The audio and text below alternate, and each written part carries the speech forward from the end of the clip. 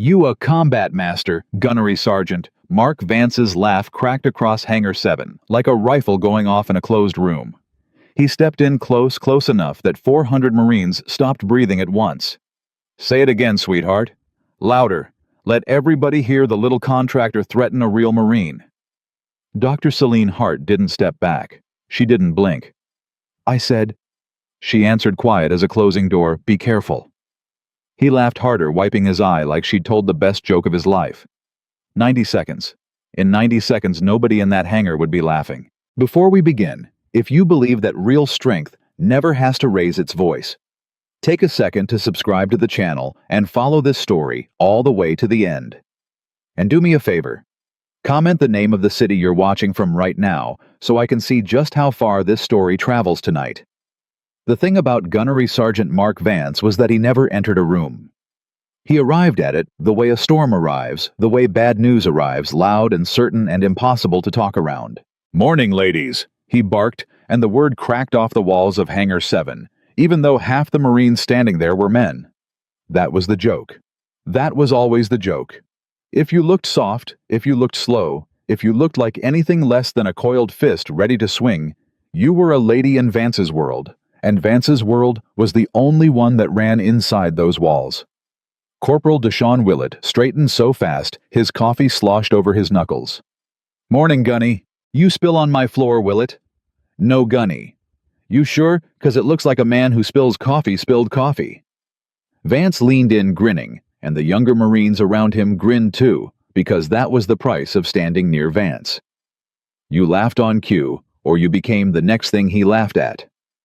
You want to be a spiller your whole career, son? No, Gunny. Then square it away. He clapped Willett on the shoulder hard enough to stagger him, and moved on, and behind his back, the boy exhaled like he'd been underwater. That was Vance. 22 years in the Corps, 3 combat tours he'd tell you about within 4 minutes of meeting you. A jaw like a cinder block, and a voice that could reach the far corner of an aircraft hangar without ever tipping into a shout he couldn't sustain. He'd been at Hangar 7 for 8 months, which, in his own mind, made him the oldest law in the building, combat master. He'd say tapping 2 fingers against his own chest is not a rank, it's a condition. You're either born into the fight, or you're born to hold somebody's coat. And I have never, not one day of my life, held a single man's coat. The Marines ate it up. Most of them were 19, 20, 21. They'd come to a top-secret aerospace facility, expecting rockets and glory, and instead found themselves guarding hallways and hauling equipment and standing very still, while men in suits walked past them without eye contact. Vance was the only thing in the building that felt like the Corps they'd signed up for. He was loud, he was sure.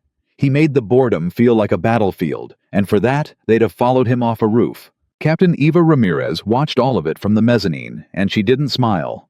She'd been watching Vance for 3 weeks now, ever since she rotated in as the facility's liaison officer.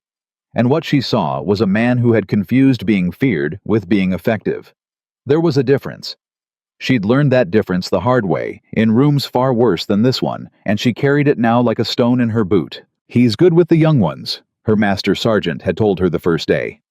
He's loud with the young ones, she'd said. That's not the same thing. She'd been right to worry. She just didn't know yet how right. The morning that everything changed started like every other morning, which is to say, it started with Vance's voice and somebody flinching. But then the side door opened and a woman came through it that none of them had seen before. She was small. That was the first thing. Not delicate exactly, but compact, economical, like something built to fit into tight spaces and stay there without complaint. She wore civilian clothes, plain and gray, a lanyard with a badge turned backward so the photo didn't show. She carried a hard case in one hand and a black notebook tucked under her arm. And she walked across that hangar floor without looking at a single person in it, straight to the workstation in the far corner where the sensitive systems lived, and she set her things down and she began to work. She never introduced herself. Vance noticed her within 30 seconds. Vance noticed everyone. New faces were opportunities.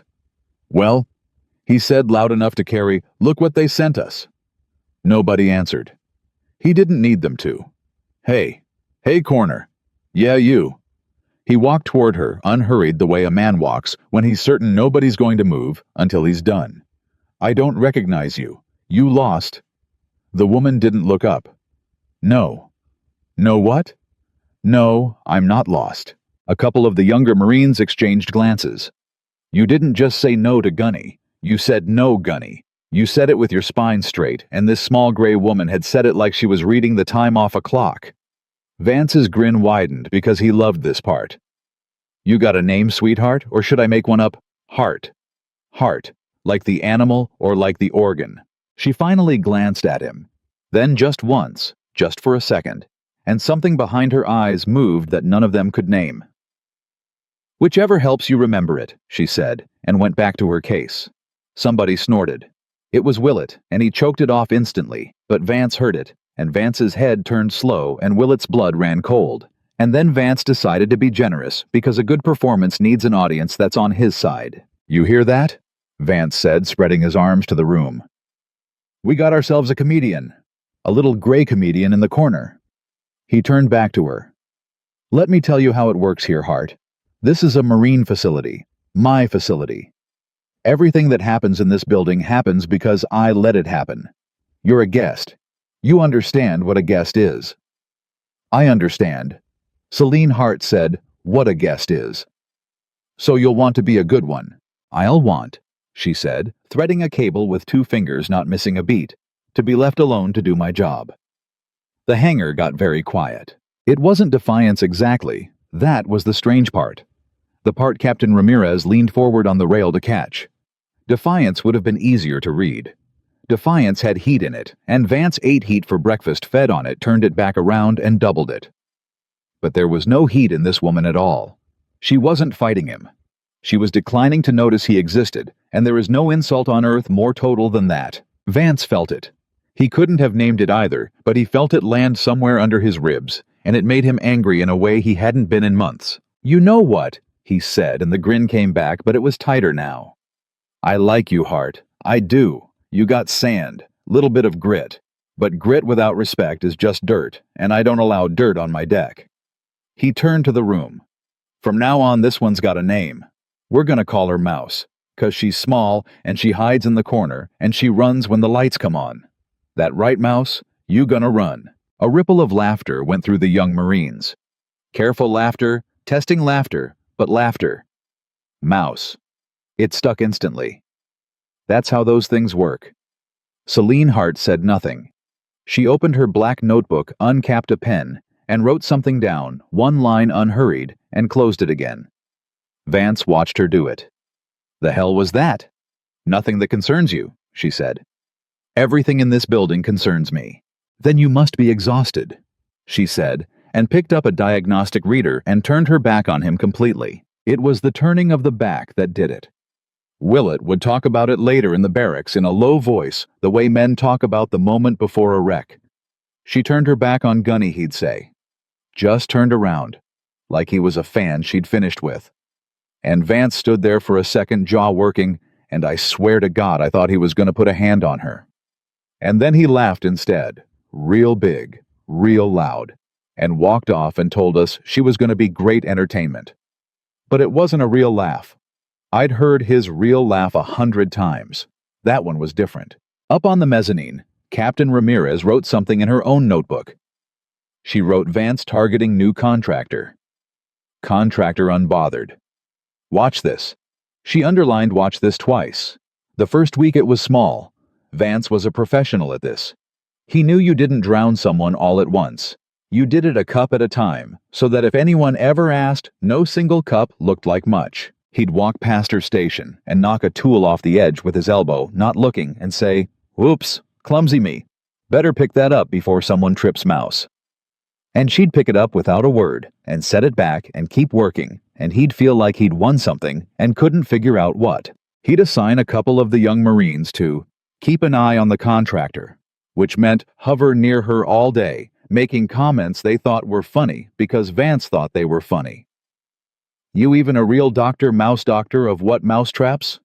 And she'd say nothing, and after a while, even the Marines got bored of it, because there's no sport in throwing rocks at a pond that doesn't ripple. He mocked the way she ate lunch alone. He mocked the notebook, especially the notebook, because the notebook bothered him more than he'd admit. What's she writing in there, huh? Her feelings. Dear Diary, the big mean Marine was mean to me again. And the boys laughed, and Celine Hart wrote another line timestamped first, and closed the cover. Because that was the thing none of them understood. She was writing them down. All of them. Every insult, every shove disguised as an accident. Every name and every date and every Marine who laughed and every Marine who didn't. Times. Patterns. Who escalated when Vance was watching and who eased off when he wasn't. She was building something brick by careful brick in a small black book, and she was in no hurry at all, because she had learned a long time ago that the loudest man in the room is almost always the one with the least idea of what's actually happening in it.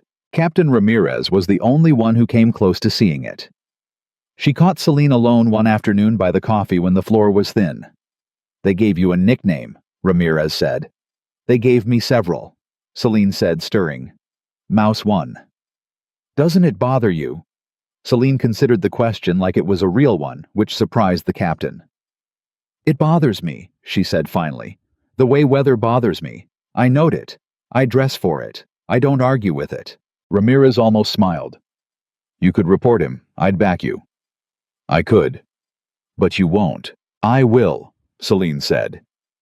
When it's worth doing. Reporting him now buys me one bad Marine transferred somewhere else to be somebody else's problem. That's not the problem.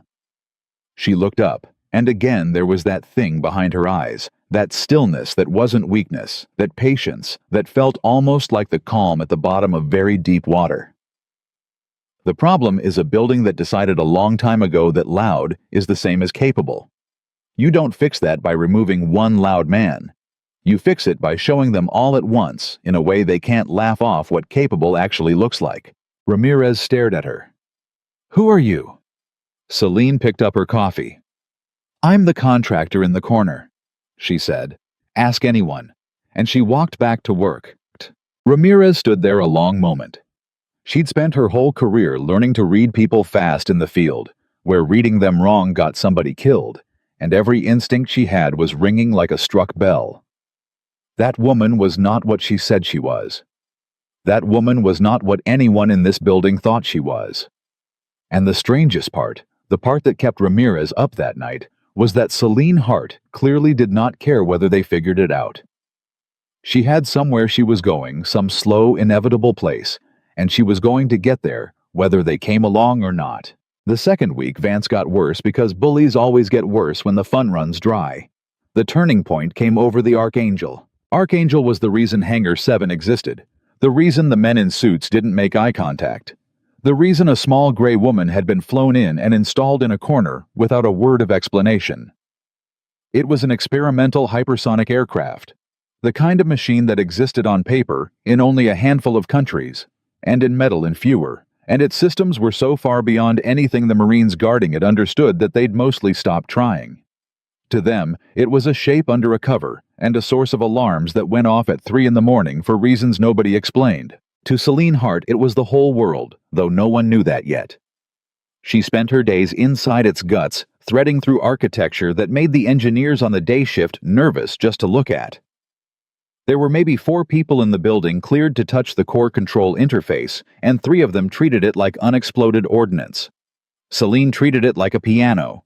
Vance decided to make a show of it one afternoon in front of a fresh batch of Marines who'd just rotated in and hadn't yet learned the rhythms of his court. Watch this, he told them loud, jerking his chin toward the corner. Watch the mouse pretend she knows what she's doing. Hey mouse, what's that thing do? Celine didn't look up. Which thing? That thing.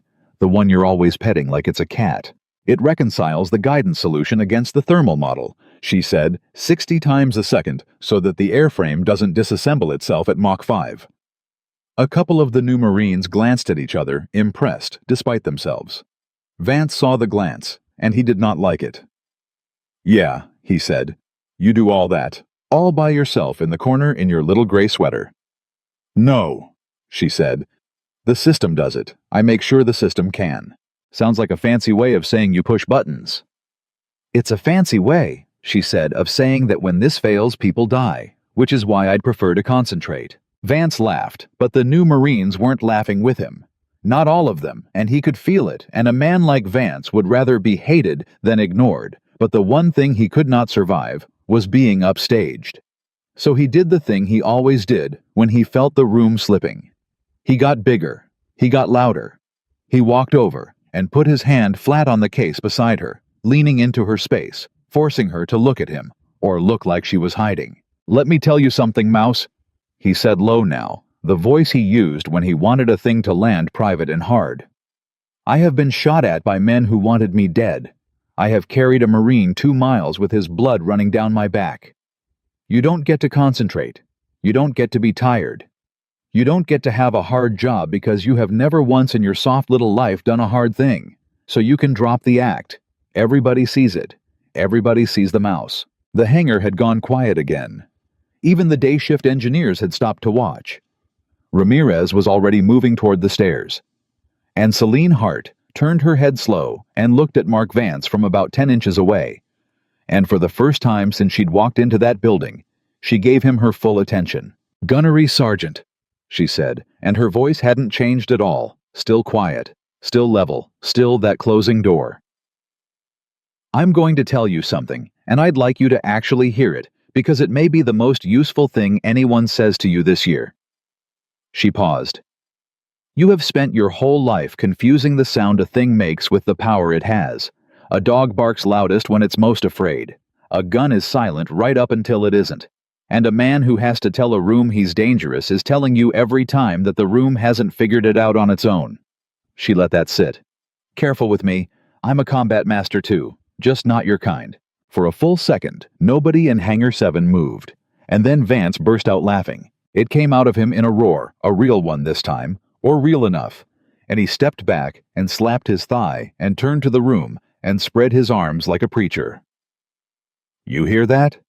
You hear that? A combat master. The Mouse is a combat master."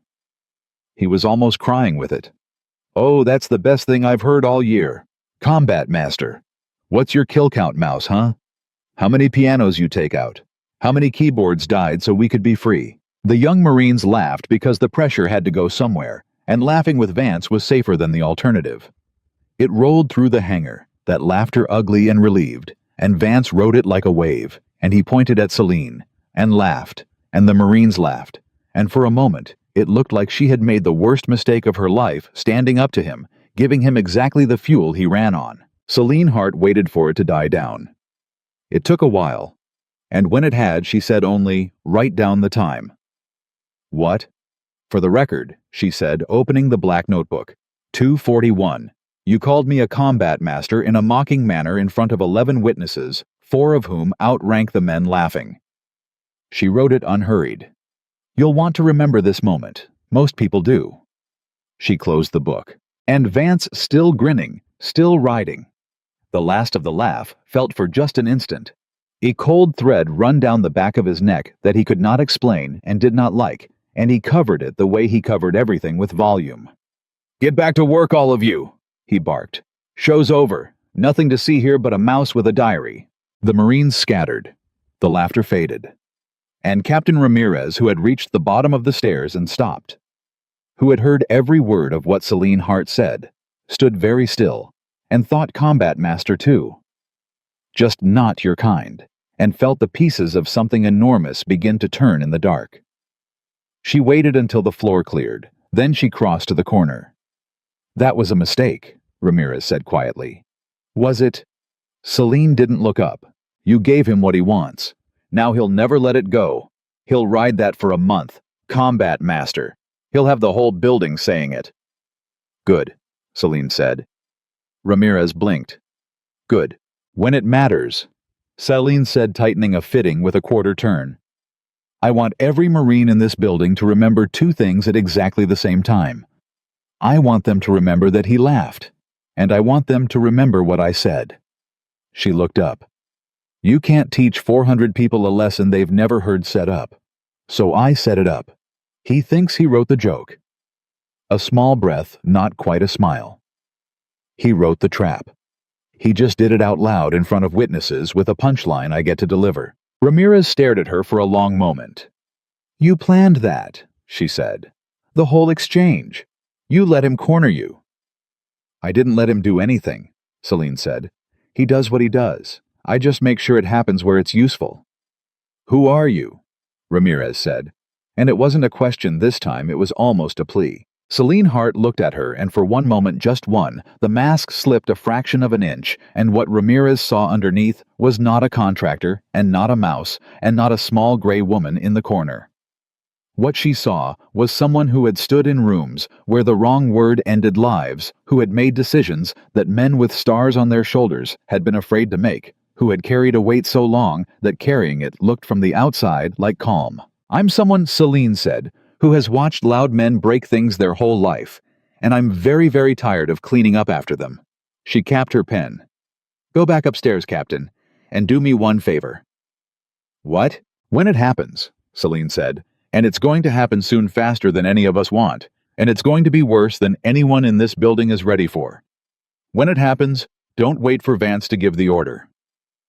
She turned back to the Archangel's core, laid her hand on the interface the way you'd lay a hand on a sleeping animal. "He'll shout. He'll shout very loudly, and nothing he shouts will matter." She looked at the system, not at Ramirez, when she said the last part. "The only thing that's going to save the people in this building is whether they're willing in the worst moment of their lives to stop listening to the loudest man in the room and start listening to the right one." Ramirez felt the hair on her arm stand up. "You know something," she said slowly. "About the Archangel. You know something's going to go wrong." Celine didn't answer right away. "I know," she said finally, "that they built a machine at the absolute edge of what physics allows, and then they staffed the room that guards it with people who think strength is a volume setting. I know that Archangel has a fault profile that scares the men who designed it, and that not one person on this floor understands it except me. And I know that machines like this don't fail politely. They fail all at once on the worst possible afternoon, and when they do, there are about 90 seconds where everything can still be saved, and then there aren't." She finally looked at the captain. "So no, I don't know something's going to go wrong. I know it's going to go wrong. I've known since the day I walked in. I'm just waiting to find out which of you is going to be worth saving when it does." And she picked up her diagnostic reader and turned back to her work and did not say another word, and Captain Ava Ramirez climbed the stairs to the mezzanine with her heart going hard against her ribs, and the terrible certainty settling into her bones that the small gray woman in the corner had just told her the truth, all of it, and that not one other person in Hangar 7 had the first idea what was coming for them. That night in the barracks, the young Marines told the story wrong. They told it the way Vance would want it told. They told about how Gunny put the mouse in her place, how she'd tried to talk big and he'd laughed her right out of it, Combat Master. Can you believe it? And they laughed again in the retelling, the way you do. Feeding the version that let them keep believing the world worked the way Vance said it did. But Corporal Willett didn't laugh. Willett had been closest. Willett had seen her face when she said, "Write down the time." And later, alone on his rack staring at the ceiling, he found he could not stop hearing the last thing she'd said, the thing the others hadn't caught because they were already laughing. "Careful with me. I'm a combat master too, just not your kind." He didn't know what it meant, but he knew the way you sometimes know a thing in your gut long before your head catches up that she hadn't been joking, not even a little. And that when the day came that proved which of them was right, Vance or the mouse, it wasn't going to be small, and it wasn't going to be quiet, and God help every one of them who'd stood in that hangar and laughed. He was right about one thing. It wasn't going to be quiet, but it was coming faster than even Celine Hart had said. 3 days later, the alarms began. 3 days later, the alarms began, and the first thing anyone learned about them was that Vance had never once heard the sound they made. It came at 6:11, a rising 3-note wail that nobody in the building recognized, and Corporal Willett was the closest man to the wall panel when it started shrieking. He froze. Everybody froze. Because in 8 months, not one of them had heard that particular alarm, and there is a specific fear that lives in a sound you were trained on but never expected to actually hear. "What is that?" a young private said, spinning in a full circle like the noise was something he could look at. "What is that? What is that?" "Shut up," Willett said. Everybody shut up. Vance came through the side door at a dead run, And for a moment, one single moment, the Marines felt relief because Gunny was here and Gunny would know. That was the whole architecture of the room. Something goes wrong. You look for the loudest man, and the loudest man tells you it's fine. "Report," Vance bellowed. "Somebody give me a report. Willett, what's screaming? I don't know, Gunny. You don't know you're standing next to the panel and you don't know. It's not a panel, it's not one of ours. Gunny, it's coming from the aircraft side." And that was when they all realized at the same time that the sound was coming from the corner. From the Archangel. From the workstation where a small gray woman was already standing calm as still water. One hand flat on the interface, reading something on a screen none of them could see. Heart. Vance crossed the floor in 6 strides. "You touched something. What did you touch? What did you do?" Celine did not turn around. "Quiet." "Don't you tell me quiet. You tell me what you—" "I said quiet." She still didn't look at him. Her eyes were moving across the screen, fast reading, and her free hand came up not toward him, just up flat, the universal gesture of a person who needs 1 second of silence and needs it more than they need to be polite about it. "There's a thermal excursion in the number 2 coolant loop. It's small. It's climbing. I have about 4 minutes to decide whether it's a sensor or the loop itself, and I can't do that with you shouting 6 inches from my ear. A thermal in English mouse." "Something's getting hot that shouldn't," she said. "And if it's what I think it is, everyone in this hangar has a very bad morning ahead of them. So, quiet." Vance stood there with his mouth half open. Behind him, the Marines had gone dead still, and Captain Ramirez was already sprinting down the mezzanine stairs 2 at a time. And Willett, who 3 days ago had heard her say, "Write down the time," and hadn't been able to stop hearing it since Willett found himself doing the strangest thing. He found himself watching her hands instead of Vance's mouth. For the first time in 8 months, when the alarm went off, he looked at the quiet one. "You," Celine said, and it took Willett a second to realize she meant him. She hadn't turned. She'd seen him in the reflection of the screen. "Corporal, what's your name?" Willett, ma'am." "Willett, there's a gray tool case under this bench. Open it. Inside there's a reader with a blue face. Bring it to me. Don't run. Running makes you drop things." "Yes, ma'am." He was moving before Vance could object. "He doesn't take orders from you," Vance snapped. "He takes orders from me." Willett belayed that Willett stopped caught between them, the case half out from under the bench, his whole body a question. And here is the thing that Captain Ramirez, arriving at the bottom of the stairs, saw and would never forget. Celine Hart did not fight for the corporal. She didn't argue. She didn't turn it into a contest of authority, which is exactly what Vance wanted, because a contest was a thing he knew how to win. Instead, she said very simply, still reading her screen, "Gunnery Sergeant, in 90 seconds, I need to know if the number 2 loop is failing. If it is, I need to isolate it before it pressure spikes into loop 3. If I can't do that, this aircraft vents its coolant into a sealed hangar with 400 people in it. You can send the corporal back to formation and prove that you're in charge, or you can let him hand me the reader and we can all go home tonight. Those are the choices. Pick fast." Silence.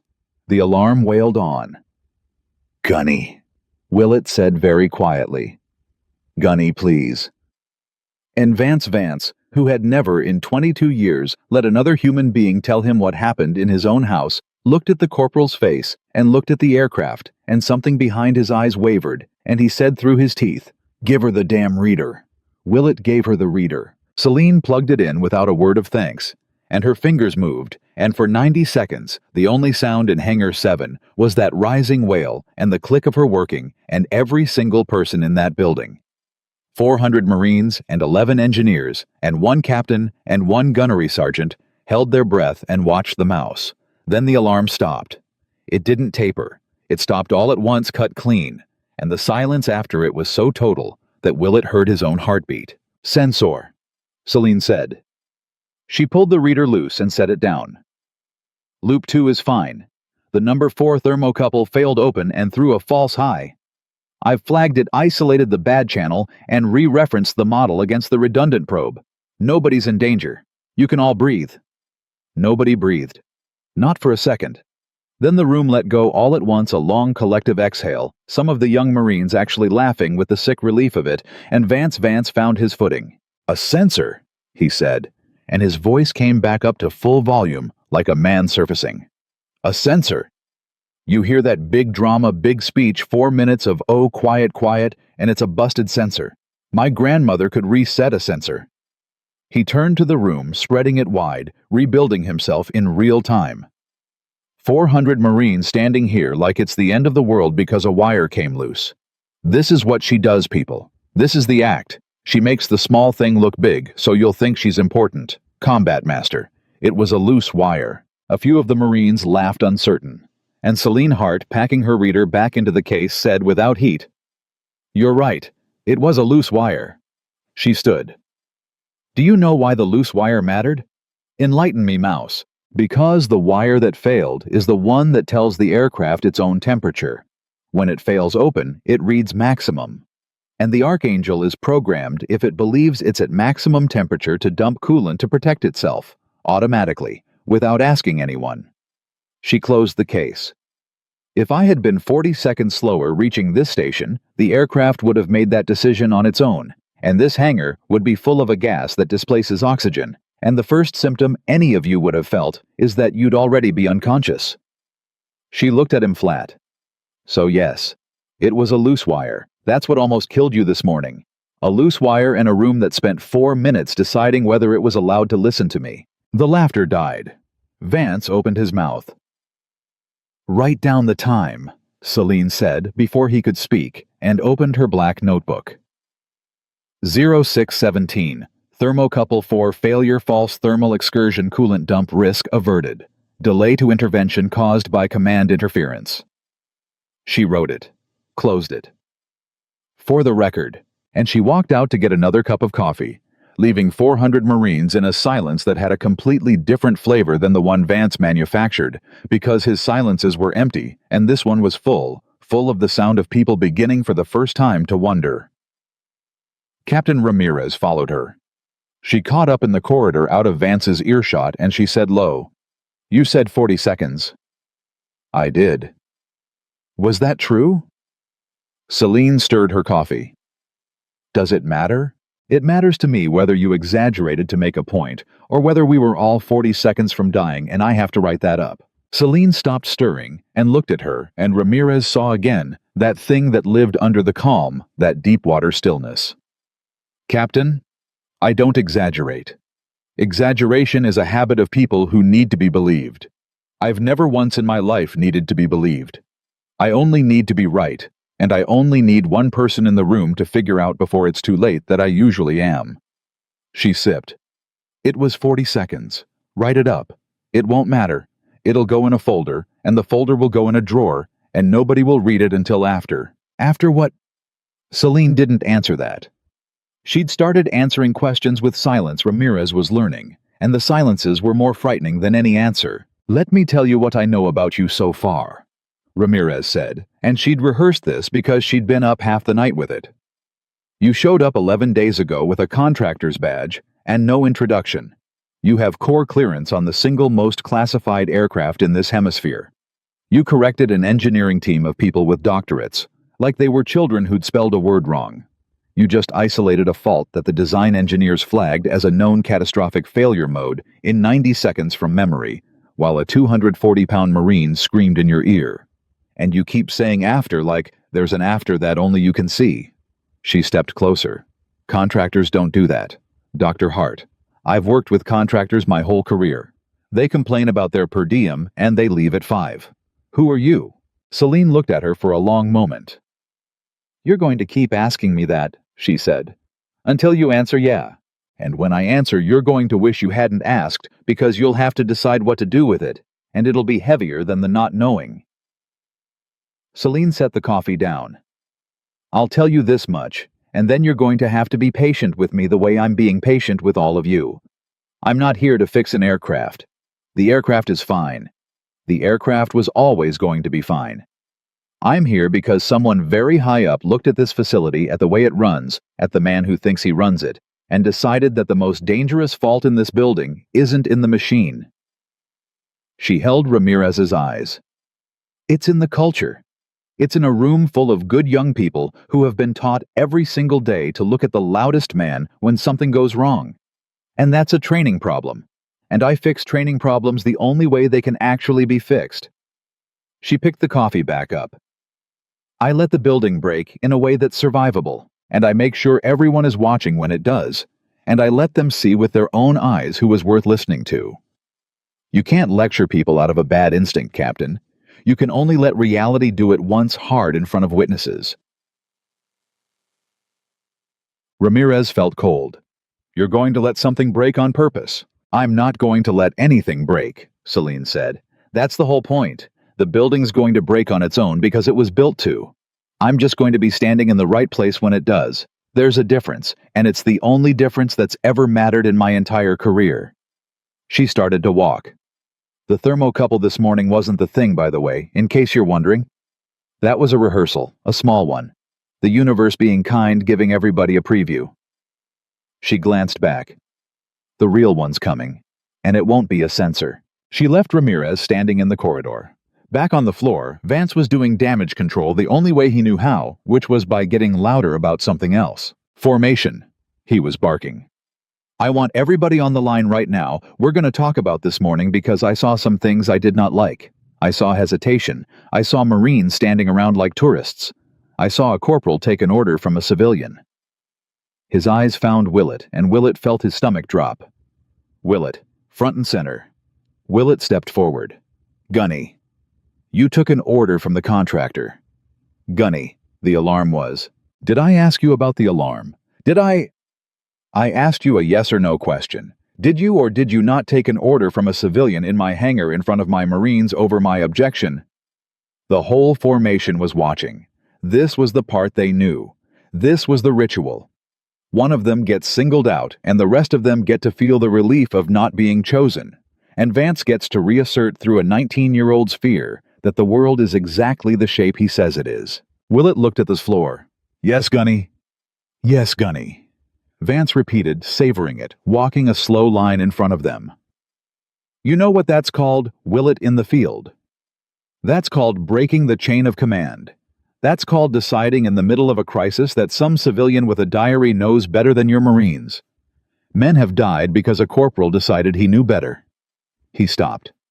You want somebody to die, Willett? No, Gunny. Then who do you listen to? Willett's jaw worked. And here was one of those moments that don't look like anything from the outside, a 19-year-old boy with his eyes on the concrete. But inside him, a whole architecture was groaning. The whole scaffolding of who's in charge that Vance had built in him over 8 months, and it was fighting against a single image he could not get out of his head. Her hands moving on the interface while everyone else stood useless.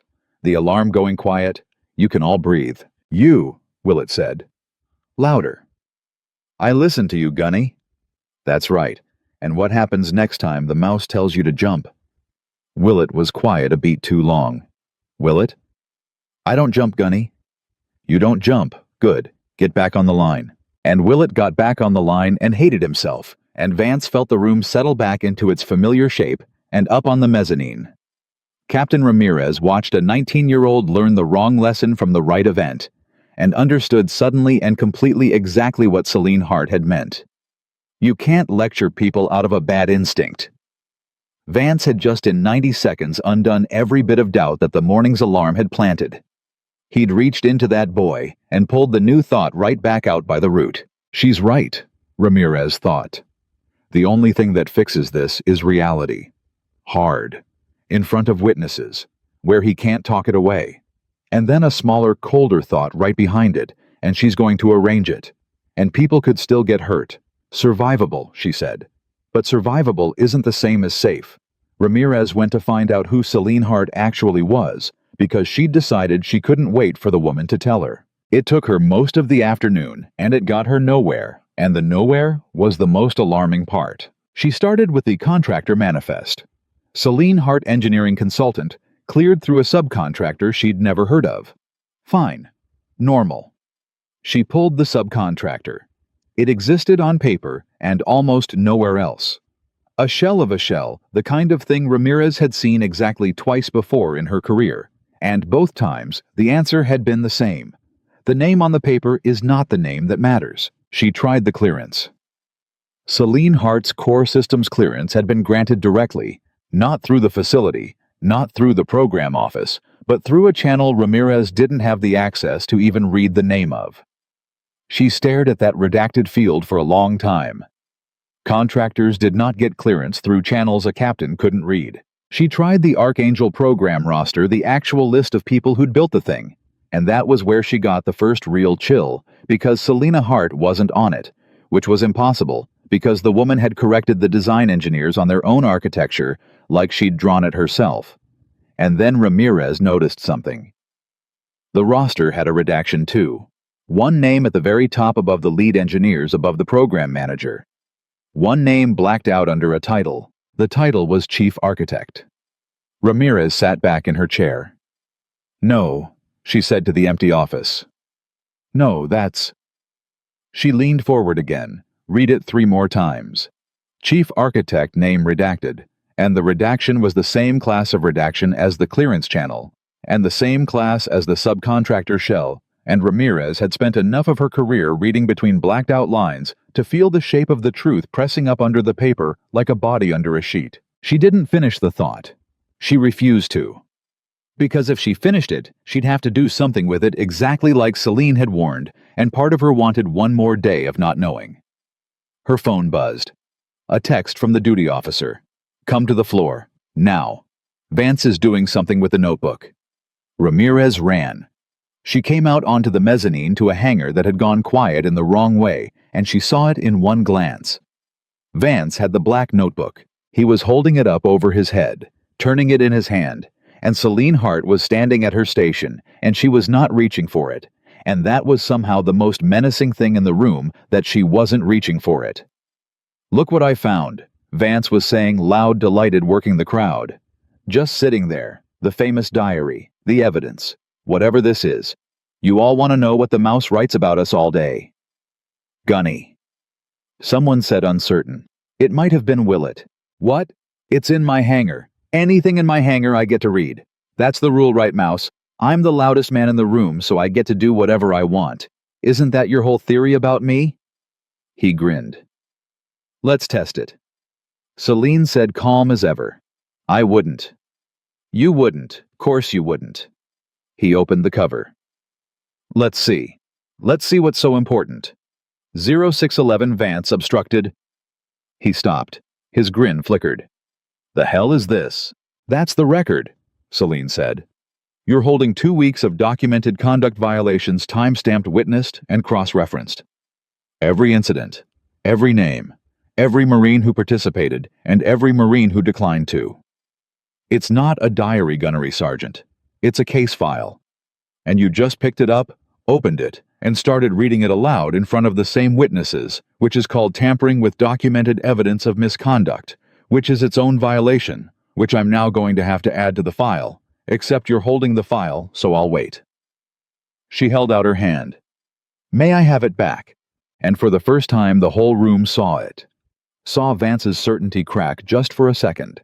Just a hairline as the thing in his hands turned from a joke into something with teeth. He covered it fast. He always covered it fast. He laughed. "Evidence? Sure. A little gray woman's gonna take down a decorated Marine with her feelings journal. You know what I think this is." He raised it higher. "I think it's nothing. I think it's an act like everything else about you. And I think the best thing I can do for my Marines is show 'em there's nothing to be scared of."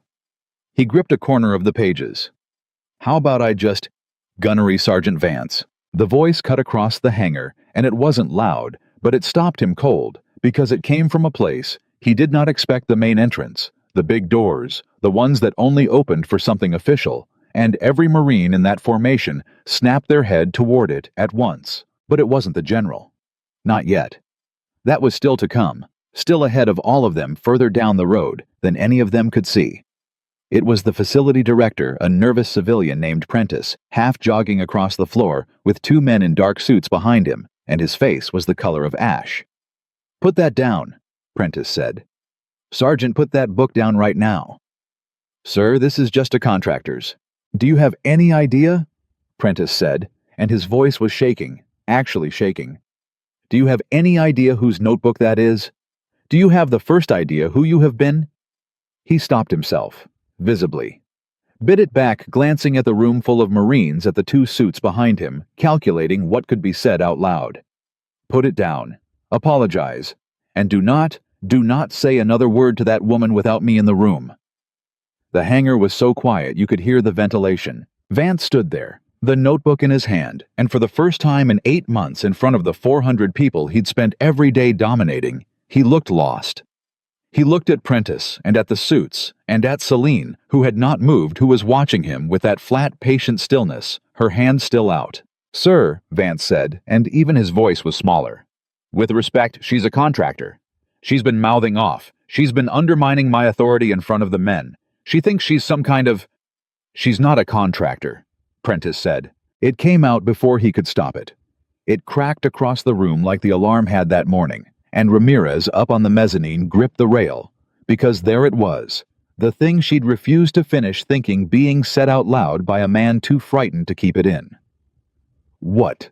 Vance said. Prentiss caught himself again, but the words were already loose in the room, already doing their work. "Give her the notebook," he said, low urgent. "Now. And thank whatever God you pray to that she's a patient woman, because I promise you, Sergeant, the version of this where she isn't patient ended your career about a week ago." And Celine Hart in the silence said the thing that Willett would repeat that night in the barracks, in a voice with no laughter in it at all. "He's right," she said. "It did." She took a step toward Vance, one step, and she was a foot shorter than him and half his weight, and the whole room leaned away from her like she was carrying a current. "You want to know why I let you keep doing it?" "All of it. The names, the shoving, the little audience you performed for every morning. You've been wondering. I can see you wondering." She stopped. "It's because every time you did it in front of witnesses, and you did it loudly, and you narrated it yourself. So I never even had to write the hard part down. You confessed for 2 weeks straight and called it comedy." She held out her hand still. "The notebook, Gunnery Sergeant. It's the only thing in this building you've ever held that could actually hurt someone, and you're holding it wrong." Vance gave her the notebook. His hand was not quite steady when he did it. He tried to make it look like a choice. It didn't look like a choice.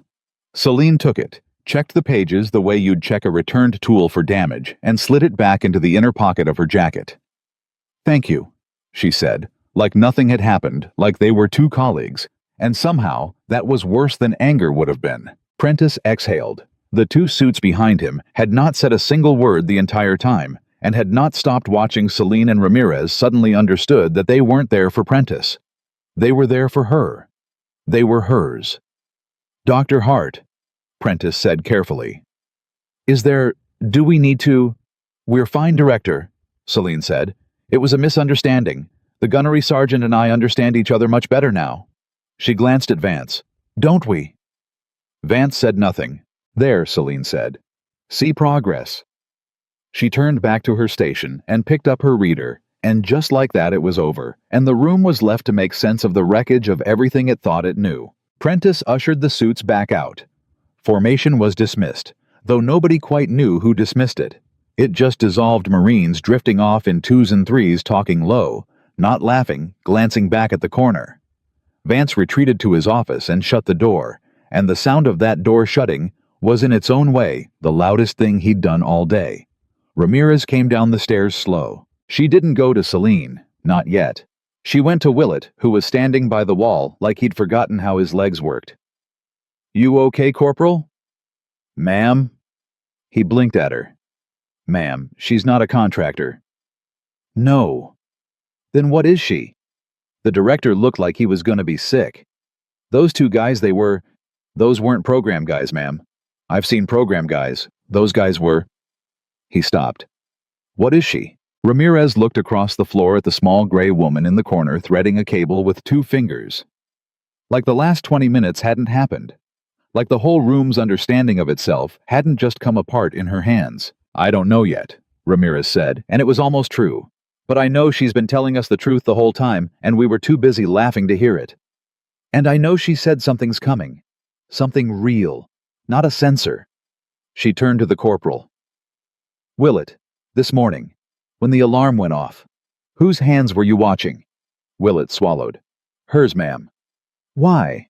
Because Gunny was yelling and she wasn't.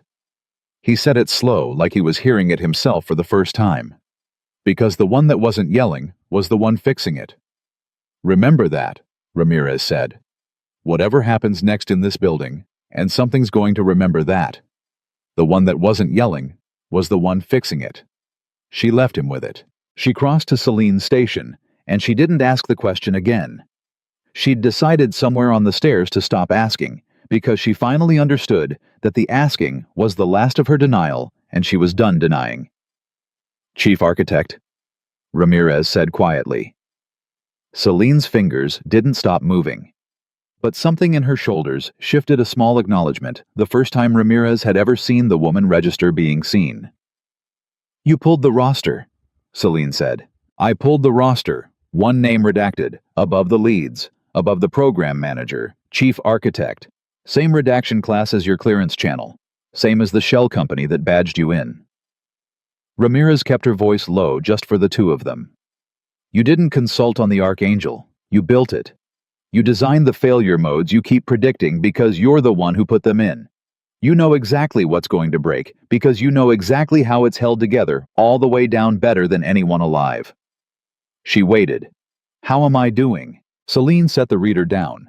She turned finally and looked at Captain Eva Ramirez, and for the first time since she'd walked into Hangar 7, she looked at another human being like an equal. You're the first person in this building, Celine said, to figure it out without me handing it to them.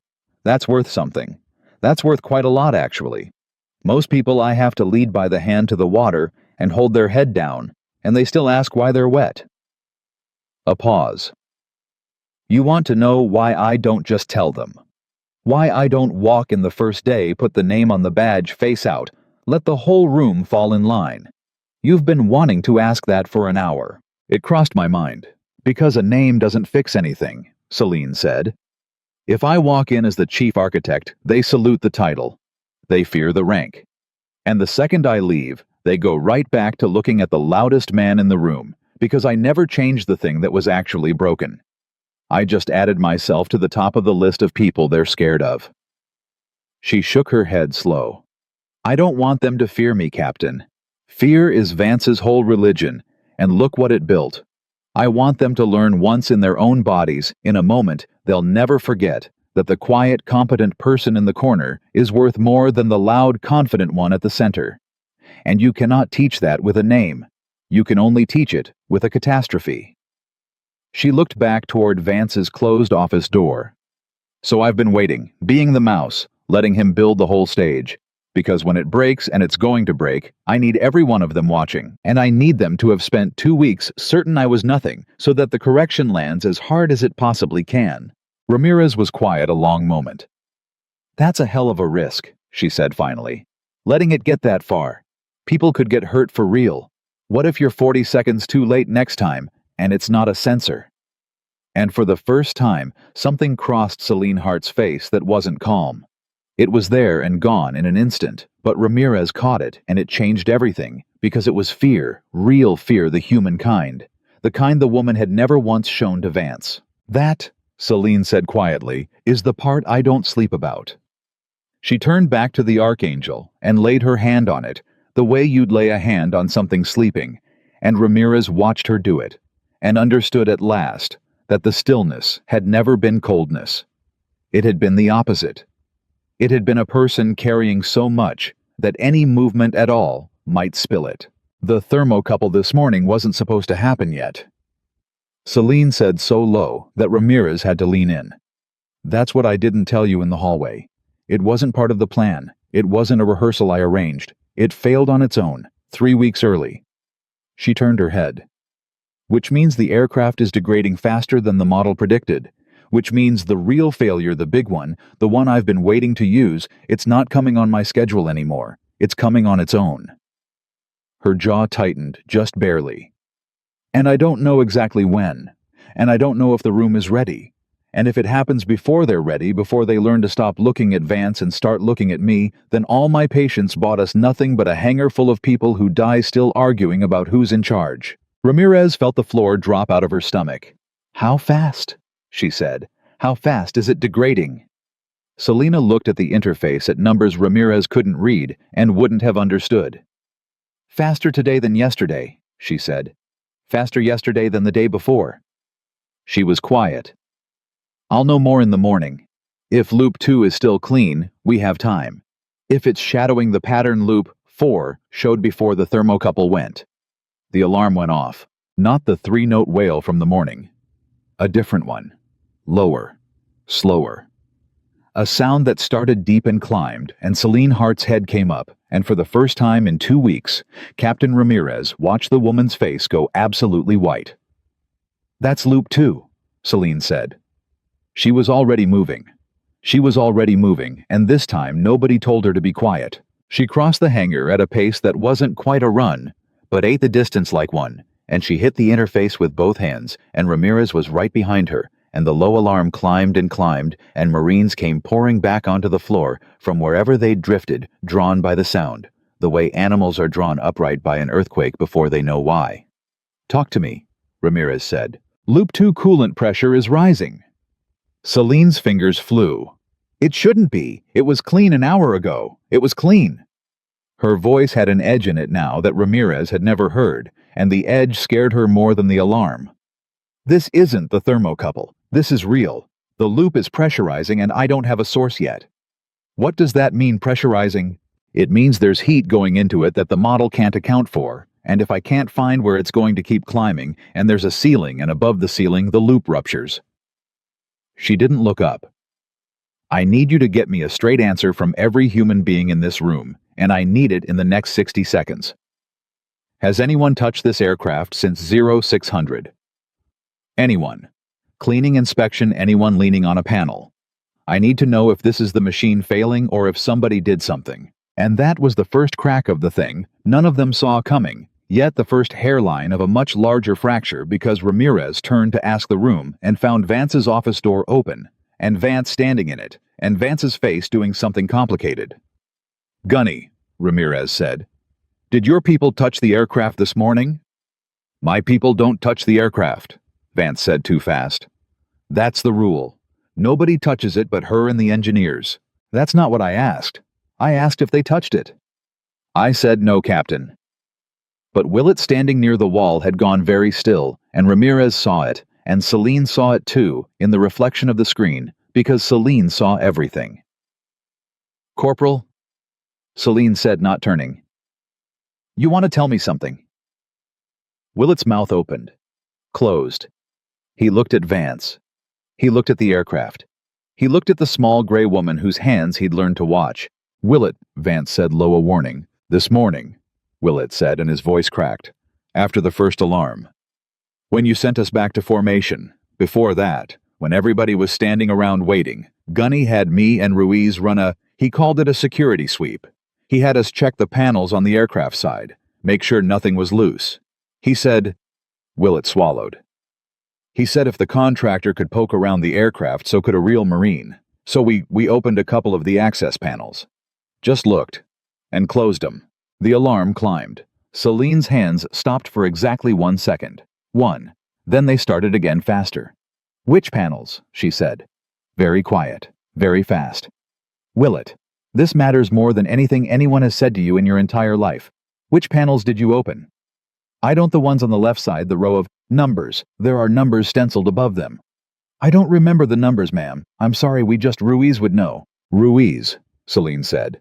And it was the first time in 2 weeks anyone had heard the mouse raise her voice, and the whole hangar flinched because it turned out the quiet woman had a voice that could fill the space. After all, she'd just never once needed to use it. "Private Ruiz, get up here." Ruiz stumbled forward. Ma'am?" "The panels you opened this morning, the numbers. 12 through 16, ma'am. I think Gunny told us to check the seals. We didn't take anything out, we just..." "Did you touch the coolant lines? The silver ones, with the yellow bands?" Ruiz went the color of paper. "There was one that it looked loose. The connector. I thought Gunny said make sure nothing's loose, so I tightened it. With my hands. Just a little. It felt better after it felt..." "You tightened it," Celine said. "Yes, ma'am." Celine closed her eyes for exactly 1 heartbeat. When she opened them, they were flat and calm and terrible, and she started working faster than Ramirez had ever seen a human being work. "Here's what happened," Celine said, and she said it while her hands moved narrating the diagnosis like a surgeon calling out to a room, so that everyone in this building understands once forever why the rule about who touches the aircraft exists. The connector on line 12 is not loose. It is designed to sit with a specific torque, calibrated to allow thermal expansion. It looks loose to a hand that doesn't know better because it is supposed to have a millimeter of play. When you tightened it, Private, you removed the play, which means when the loop heated up during normal operation this hour, the line couldn't expand, which means the pressure that should have gone into a millimeter of movement went into the fluid instead. Which is why Loop 2 is pressurizing toward rupture right now for the first time in the entire history of this aircraft 40 minutes after a 19-year-old followed an order to prove a point. Her hand stopped. "I can fix it. I need 90 seconds, and I need the loop taken offline, and I need every single person in this hangar to do exactly what I say and nothing else. Can I have that?" She looked up, and she wasn't looking at the Marines. She was looking at Vance. Because it was his room. It had always been his room. And for the fix to work for 400 people to move as one, the loudest man in the building had to do the one thing he had never done in his life, which was step aside and let someone else be in command. "Gunnery Sergeant," Celine said, "I need you to give the order, not me, you. Your Marines don't move for me, and we don't have time to fight about it. Tell them to clear the aircraft side. Tell them to do what I say. It has to come from you, or they'll hesitate, and if they hesitate, this loop ruptures, and I've already told you what's in that gas." She held his eyes. "This is the moment, Vance. This is the one. You spent 2 weeks teaching them to look at you. So look at me, and tell them to look at me too, and you'll have done one genuinely good thing with all that authority you love so much. Or don't, and find out what it costs." The alarm climbed. And Vance, this was the twist that Willett would never be able to explain to anyone, the thing that didn't fit the story he'd been told about strong men and weak ones. Because Vance stood there in the doorway of his office, with the whole architecture of his life on the line, and Ramirez watched the war happen on his face, the pride and the fear, and the 22 years of being the loudest man in every room, and she was certain she would have bet her career that he'd double down. That he'd say, "It's fine. It's her act, don't listen to her." That his ego would kill them all rather than kneel. And instead, Mark Vance said in a voice gone hoarse and strange, "You heard the doctor. Clear the aircraft side. Everybody off the floor except Ruiz and Willett. You two did this. You're gonna help her undo it. You do exactly what she says. Exactly. God help me, you listen to her like she's me." He swallowed. "Go." And the room moved. It moved, like Ramirez had never seen it move. 400 Marines flowing off the floor in seconds. Clean, disciplined, no panic. Because for the first time, the loud instinct and the right instinct were pointed the same direction. And it turned out that when Vance's authority and Celine's competence stopped fighting each other, the machine of the room ran like nothing on earth. "Willett," Celine said. "Ruiz, ladder, left side, panel 12. Go, now I'm right behind you." They went. She went. Ramirez went with her because nothing in the world could have kept her off that ladder. "Ruiz, the connector you tightened. Put your hand on it. Don't turn it yet." Celine was already reading a portable gauge she'd clipped to the line. "Feel how hot it is. That heat is the problem. When I say you're going to turn it counterclockwise a quarter turn no more, and you're going to feel it want to move on its own once the play comes back. Don't fight it. Let it go where it wants." Ramirez watched the gauge read me the number when I ask, and only when I ask. "It's loose already," Ruiz said, panicked. "It feels loose. I don't want to make it worse." "It feels loose because it's under pressure trying to escape. That's the whole point. Quarter turn, on 3. Celine's hand covered his, and Ramirez saw the boy steady under it, saw the shaking stop, saw 2 weeks of nightmares about who's in charge resolve in a single second into the simple animal relief of a competent hand over yours. 1, 2, 3. Ruiz turned it. The line hissed. Ruiz flinched. "That's it. That's supposed to happen. Hold it there. Ramirez number." It's dropping. It was at I don't know the units, but the needle's coming down." "Keep reading it." "Still dropping. Half. Down to half.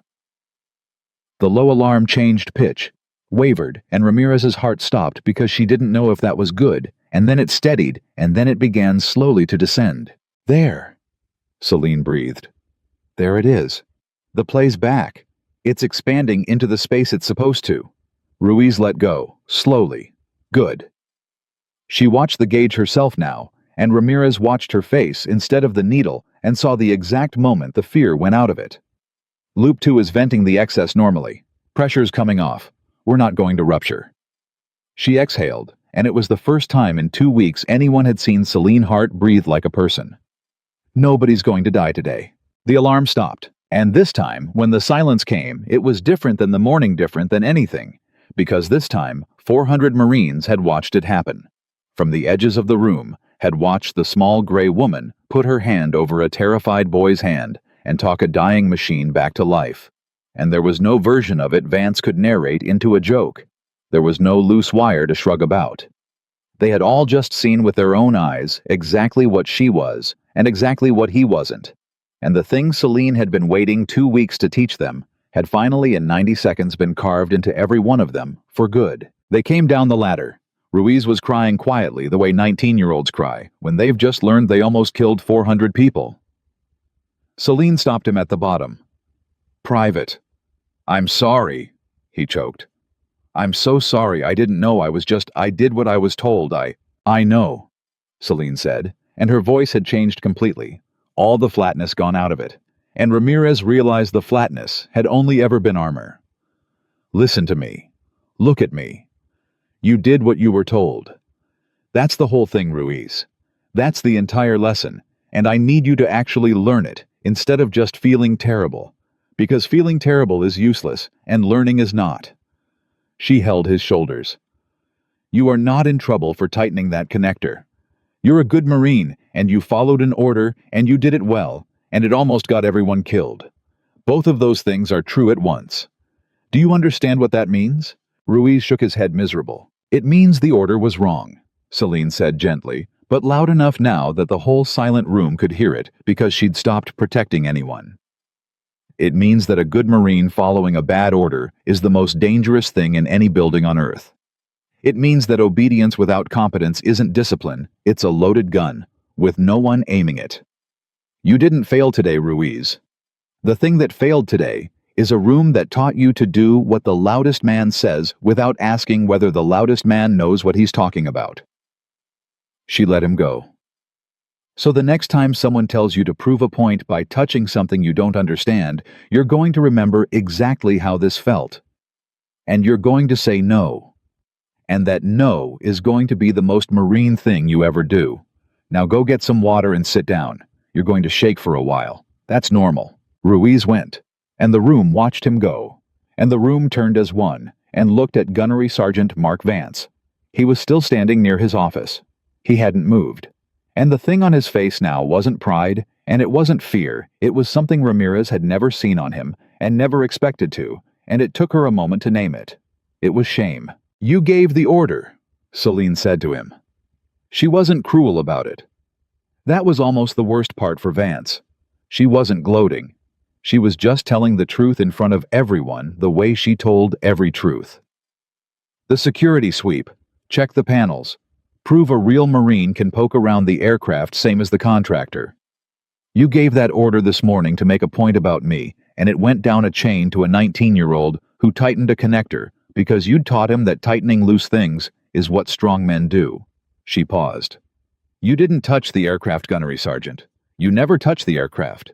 But you're the reason it almost killed us, and I think from your face that you already know that. I didn't... Vance's voice came out wrong. He tried again. I didn't tell him to touch the coolant lines. I said check the panels. I didn't say, no. Celine agreed. You didn't. You never say the specific thing. You just build the kind of Marine who fills in the specific thing on his own to please you. And then you're surprised when he does. She was quiet a moment. That's the trap of being the loudest man in the room, Vance. You don't have to give the order that kills people. You just have to be the kind of leader whose people are so hungry to impress you that they invent the order themselves. She turned away. Write down the time. I'll do it myself this once. She took out the notebook. She wrote, and the scratch of that pen in the silent hangar was somehow louder than any alarm. Ramirez found her voice. "Everybody who's not essential off the floor. Debrief in 30. Gunny."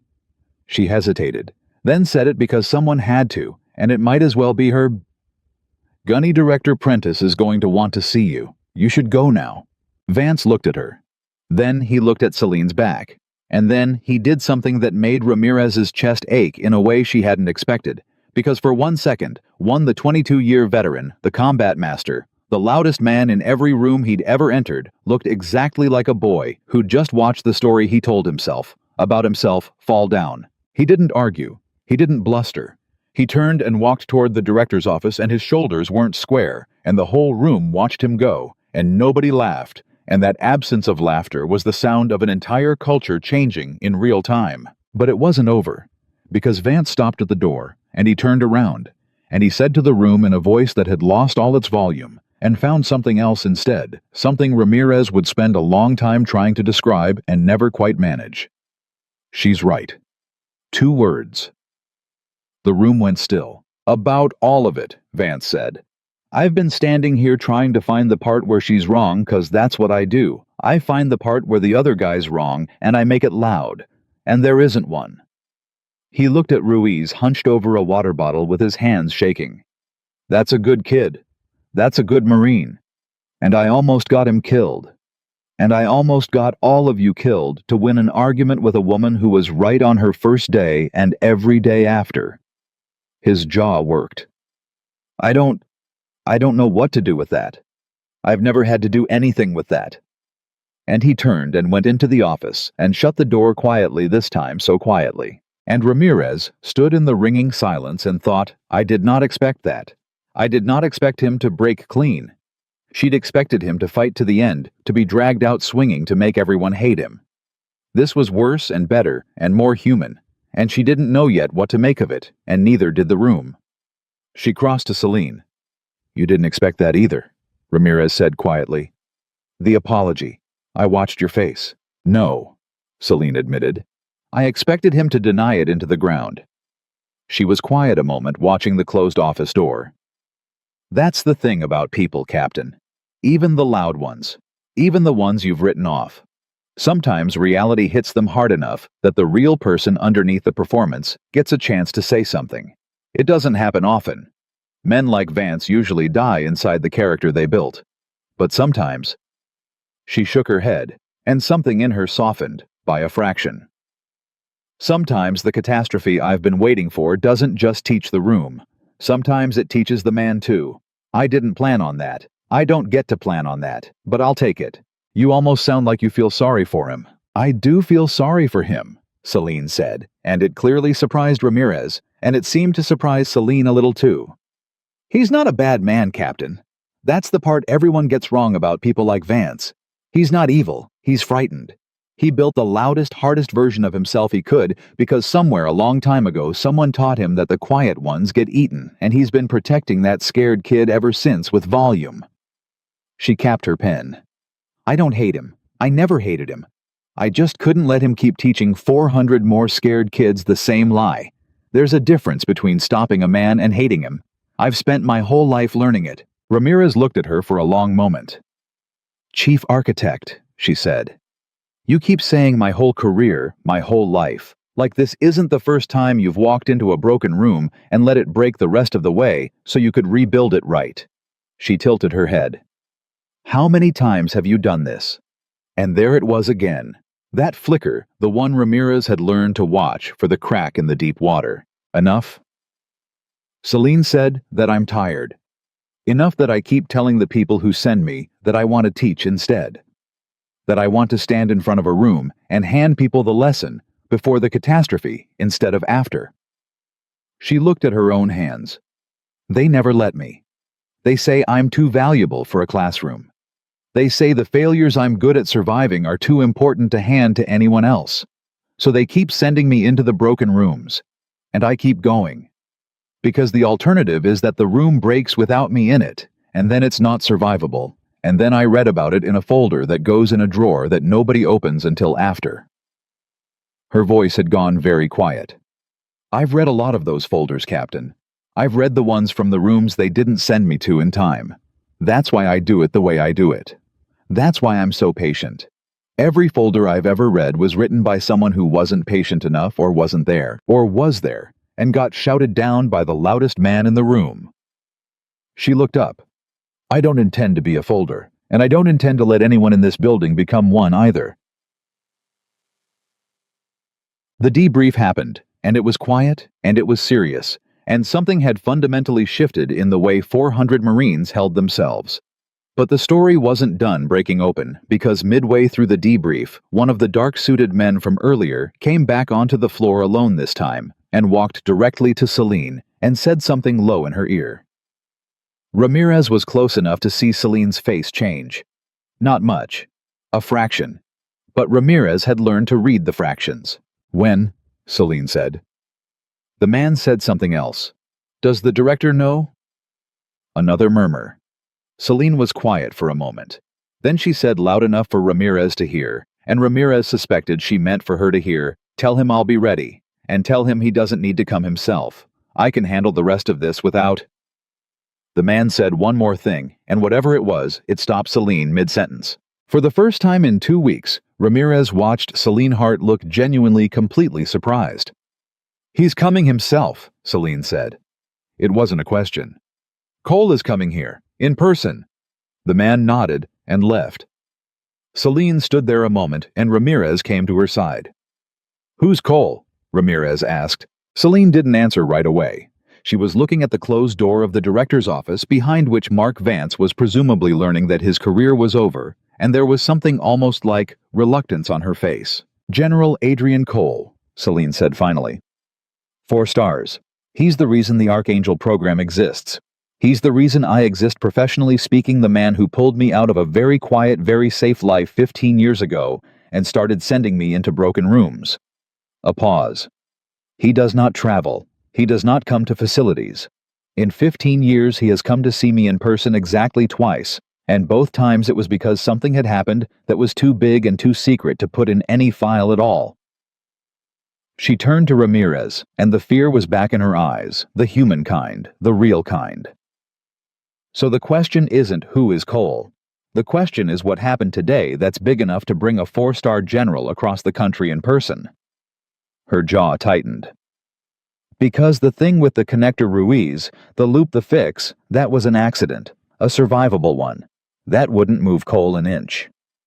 She looked back at the floor, at the aircraft, at the small silver lines that had almost killed them all. Which means something else is happening, something I don't know about yet. And in 15 years, the things I don't know about yet have never once been good. And as if the building itself had heard her, the main alarm panel on the far wall lit up with a color none of the Marines had ever seen it show, not the amber of the morning or the red of the loop, but a hard white strobe, and a new voice came over the facility speakers, calm and automated, and somehow worse than any siren. Facility lockdown initiated. All personnel remain in place. This is not a drill. Security protocol Cole 7 is now in effect. Celine went absolutely still. "Cole 7, Ramirez said. "You know what that is. I can see it on your face. What is Cole 7? And Celine Hart, chief architect of the Archangel." The woman who had walked into 2 weeks of humiliation without flinching, who had talked a dying machine back to life with her voice, who had never once in front of anyone shown fear of a human being, looked at the white strobe and said very quietly in a voice that had gone cold all the way to the bottom, "It's the protocol for when the threat isn't the aircraft." She turned to Ramirez. "It's the protocol for when the threat is a person. Inside the building." Her eyes swept the hangar, the 400 Marines, the closed office door, the 2 exits, the aircraft under its cover. Someone in this facility isn't who they say they are, and Cole is coming in person because he already knows who. She took a slow breath. "And he locked the doors before he told any of us, which means he's not sure he can trust the room to hold whoever it is." The white strobe pulsed against the walls, and every Marine in Hangar 7 turned to look at every other Marine, and for the first time, the fear in the room had no loud man and no quiet woman to resolve it. Only the dawning understanding that one of the faces they'd been standing beside for 2 weeks belonged to someone who had been waiting just as patiently as Celine had for a moment exactly like this one. The white strobe pulsed, and 400 Marines stood frozen in the understanding that one of them was a liar, and Celine Hart did the last thing anyone expected. She turned to the aircraft. "Captain," she said low and fast, "I need you to listen very carefully, because we may not have long before whoever it is realizes the doors are locked and decides to stop pretending." Her hands were already moving across the interface, but differently now, calling up screens Ramirez had never seen. "The thermocouple this morning. The connector on loop 12. I told you the aircraft was degrading faster than the model predicted. I was wrong." "Wrong how?" "It wasn't degrading. It was being degraded." Celine's voice was flat and cold and certain. "The thermocouple didn't fail on its own. Someone made it fail. And the connector Ruiz tightened a connector that felt loose, and I assumed a 19-year-old's mistake, but I checked the torque log just now, and that connector was loosened deliberately sometime in the last 24 hours by someone with access, so that when a Marine did exactly what Marines do, and tightened the loose thing, the loop would spike." She looked up. "Somebody engineered both failures. Somebody who knows this aircraft almost as well as I do. Somebody who wanted it to look like accidents. And this morning, it almost worked twice." Ramirez felt the floor tilt. "You're saying the 2 alarms weren't accidents? Someone in this building is trying to destroy the Archangel." "No," Celine said. And this was the second crack of the larger thing, the one that changed the shape of everything. "That's what I thought too an hour ago. Sabotage. Destroy the asset. But it doesn't fit. If you wanted to destroy the aircraft, you'd have let Loop 2 rupture. You wouldn't need the fluid to displace the oxygen in the hangar." She held Ramirez's eyes. "The coolant dump. The gas. That's not how you kill a machine, Captain. That's how you clear a room. Whoever this is didn't want to destroy the Archangel. They wanted everyone unconscious on the floor for 90 seconds. She turned back to the screen. "Which is exactly how long you'd need to walk to this interface and copy the entire core architecture onto a drive with nobody awake to see you do it." "They're not saboteurs," Ramirez breathed. "They're a thief." "They're a thief," Celine agreed. "A patient one, as patient as me. They've been in this building the whole time waiting for the right morning, and they were smart enough to make their thefts look like accidents, and smart enough to know that the loudest man in the room would help them by turning every real warning into a joke." Her jaw tightened. Vance was never the danger. Vance was the cover. A room this loud, this focused on one bully and one mouse. Nobody's watching the quiet professional in the background doing the actual damage. I was so busy teaching them not to look at the loud man that I almost missed the person hiding behind him. The speaker crackled again. "Security Protocol Cole 7 remains in effect. All personnel remain in place." "Cole knows," Celine said. "That's why he locked the doors. He must have caught the same pattern I did from the outside in the logs, and he's coming to close the trap in person, because whoever it is good enough that he doesn't trust a phone call not to tip them off." She stood straight. "Which means right now, in this room, there is a person who just heard lockdown and understood that their 2 years of patience just ran out. And a cornered patient person is the single most dangerous thing there is, because they will stop being patient all at once." Ramirez's hand drifted toward her sidearm. "Then we find them. Now, before Cole gets here." "No." Celine caught her wrist. "You find them and you tip them. And they do something desperate. And desperate people near a hypersonic aircraft full of pressurized coolant is how a bad day becomes a catastrophe. We don't hunt. We wait. We let them think they still have time. And we watch who moves toward this interface because that's the only thing they came for, and eventually they have to come to it." She let go. "There's only one problem." "What?" "They know the aircraft, which means they know I'm the one person in this building who can catch them. Which means before they make their move on the interface..." Celine's eyes swept the room calm and terrible. "They're going to make a move on me." She'd barely finished the sentence when the director's office door opened and Vance came out, and behind him came Director Prentice, gray-faced, and Ramirez's whole body tensed.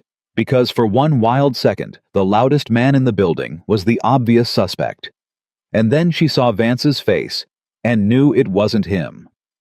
Whatever else Mark Vance was, he was exactly entirely exhaustingly what he appeared to be. There wasn't a hidden layer in the man. That was almost his only virtue. "Captain!"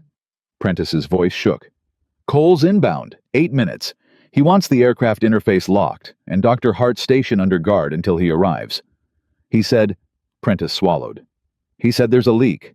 Someone's been feeding Archangel data out of this facility for 2 years piece by piece, and today they went for the whole thing at once. He said the accidents this morning weren't accidents. His eyes found Celine. "He said you'd already know." "I know," Celine said. "He said to tell you," Prentice faltered. "He said to tell you it's someone you cleared, someone you personally signed onto the program. That's why he's coming himself. Because whoever it is, you trusted them, and he needs you to look them in the eye when the doors open so he can watch your face and be sure." The words landed in the room like a dropped tool. Someone you cleared, someone you personally signed on, and Ramirez watched Celine Hart's composure. The composure that had survived 2 weeks of humiliation without a single crack finally break just at the edges, just enough because the thief wasn't a stranger who'd slipped through security. The thief was someone she'd vouched for, someone she'd looked at years ago and decided to trust. And that betrayal, the personal one, was the only weapon in the building that could actually reach her. "How many people did you clear onto this program?" Ramirez asked quietly. "For core access." Celine's voice was very controlled now, too controlled. 4. Over the life of the program, 2 are dead. 1 retired to Arizona 18 months ago. She was quiet. "Which leaves 1. "Who?" Celine didn't answer.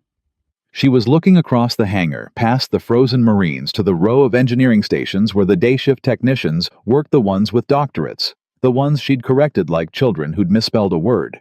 To one station in particular, to one man who had, Ramirez now realized, been standing very still for a while, not looking at the strobe, not looking at anyone, his hand resting near his own workstation, the way a man rests his hand near something he intends to use. "Daniel," Celine said. She didn't say it loud. She said it the way you say a name you've said 1,000 times gently, and it carried across the silent hangar, and the man's head came up.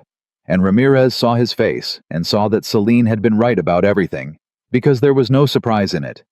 There was only the flat readiness of someone who had been waiting for this exact moment for 2 years and had a plan for it. "Dr. Reyes," Celine said, and now her voice did change. Now it filled the room the way it had when she'd shouted for Ruiz because the time for the mouse was over.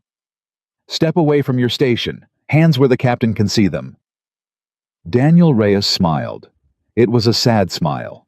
That was the worst part. "I wondered how long I had," he said, once the doors locked. "I figured you'd get there before Cole did.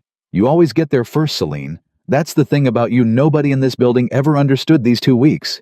They thought you were a mouse." He shook his head. "I could have told them. I've watched you catch things no one else on Earth could catch. I've watched you for 11 years. His hand hadn't moved away from the station. "You cleared me, you know, onto the program. 11 years ago you looked at my file and my work and you said this one's worth trusting." "I remember," Celine said. "I've thought about that a lot lately. Whether you'd take it personally. Whether it would hurt more that it was me." His voice cracked just slightly. "I hope it does. I've earned that much at least. I've earned being the one that hurts." "Daniel." Celine took a step toward him and Ramirez grabbed for her arm and missed. "Whatever they're paying you, whatever they promised, it's not worth your hand on that station. Step away." "They're not paying me," Reyes said. And there it was, the third crack, the one that turned the whole story sideways, because Ramirez had braced for greed, and this wasn't greed. "You think I'd do this for money? After 11 years, God, Celine, you really don't remember." His face twisted. "My sister, Elena. 4 years ago. The training accident. The one they buried in a folder that went in a drawer that nobody opened until after." He was breathing hard now. "You know the folder. You've read 1,000 of them. You told the captain about them. I heard you the rooms they didn't send you to in time. Well, Elena was one of those rooms.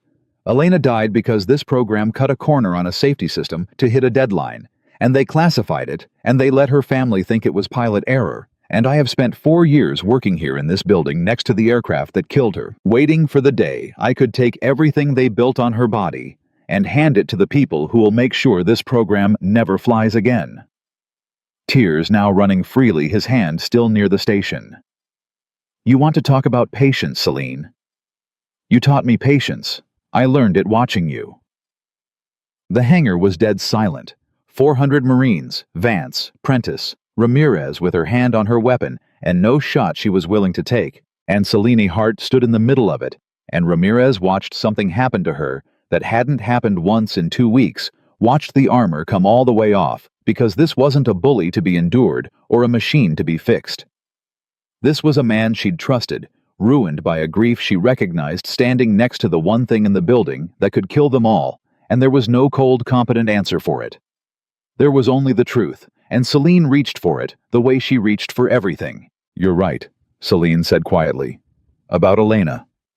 Reyes blinked. I read the folder, Celine said. 2 years ago.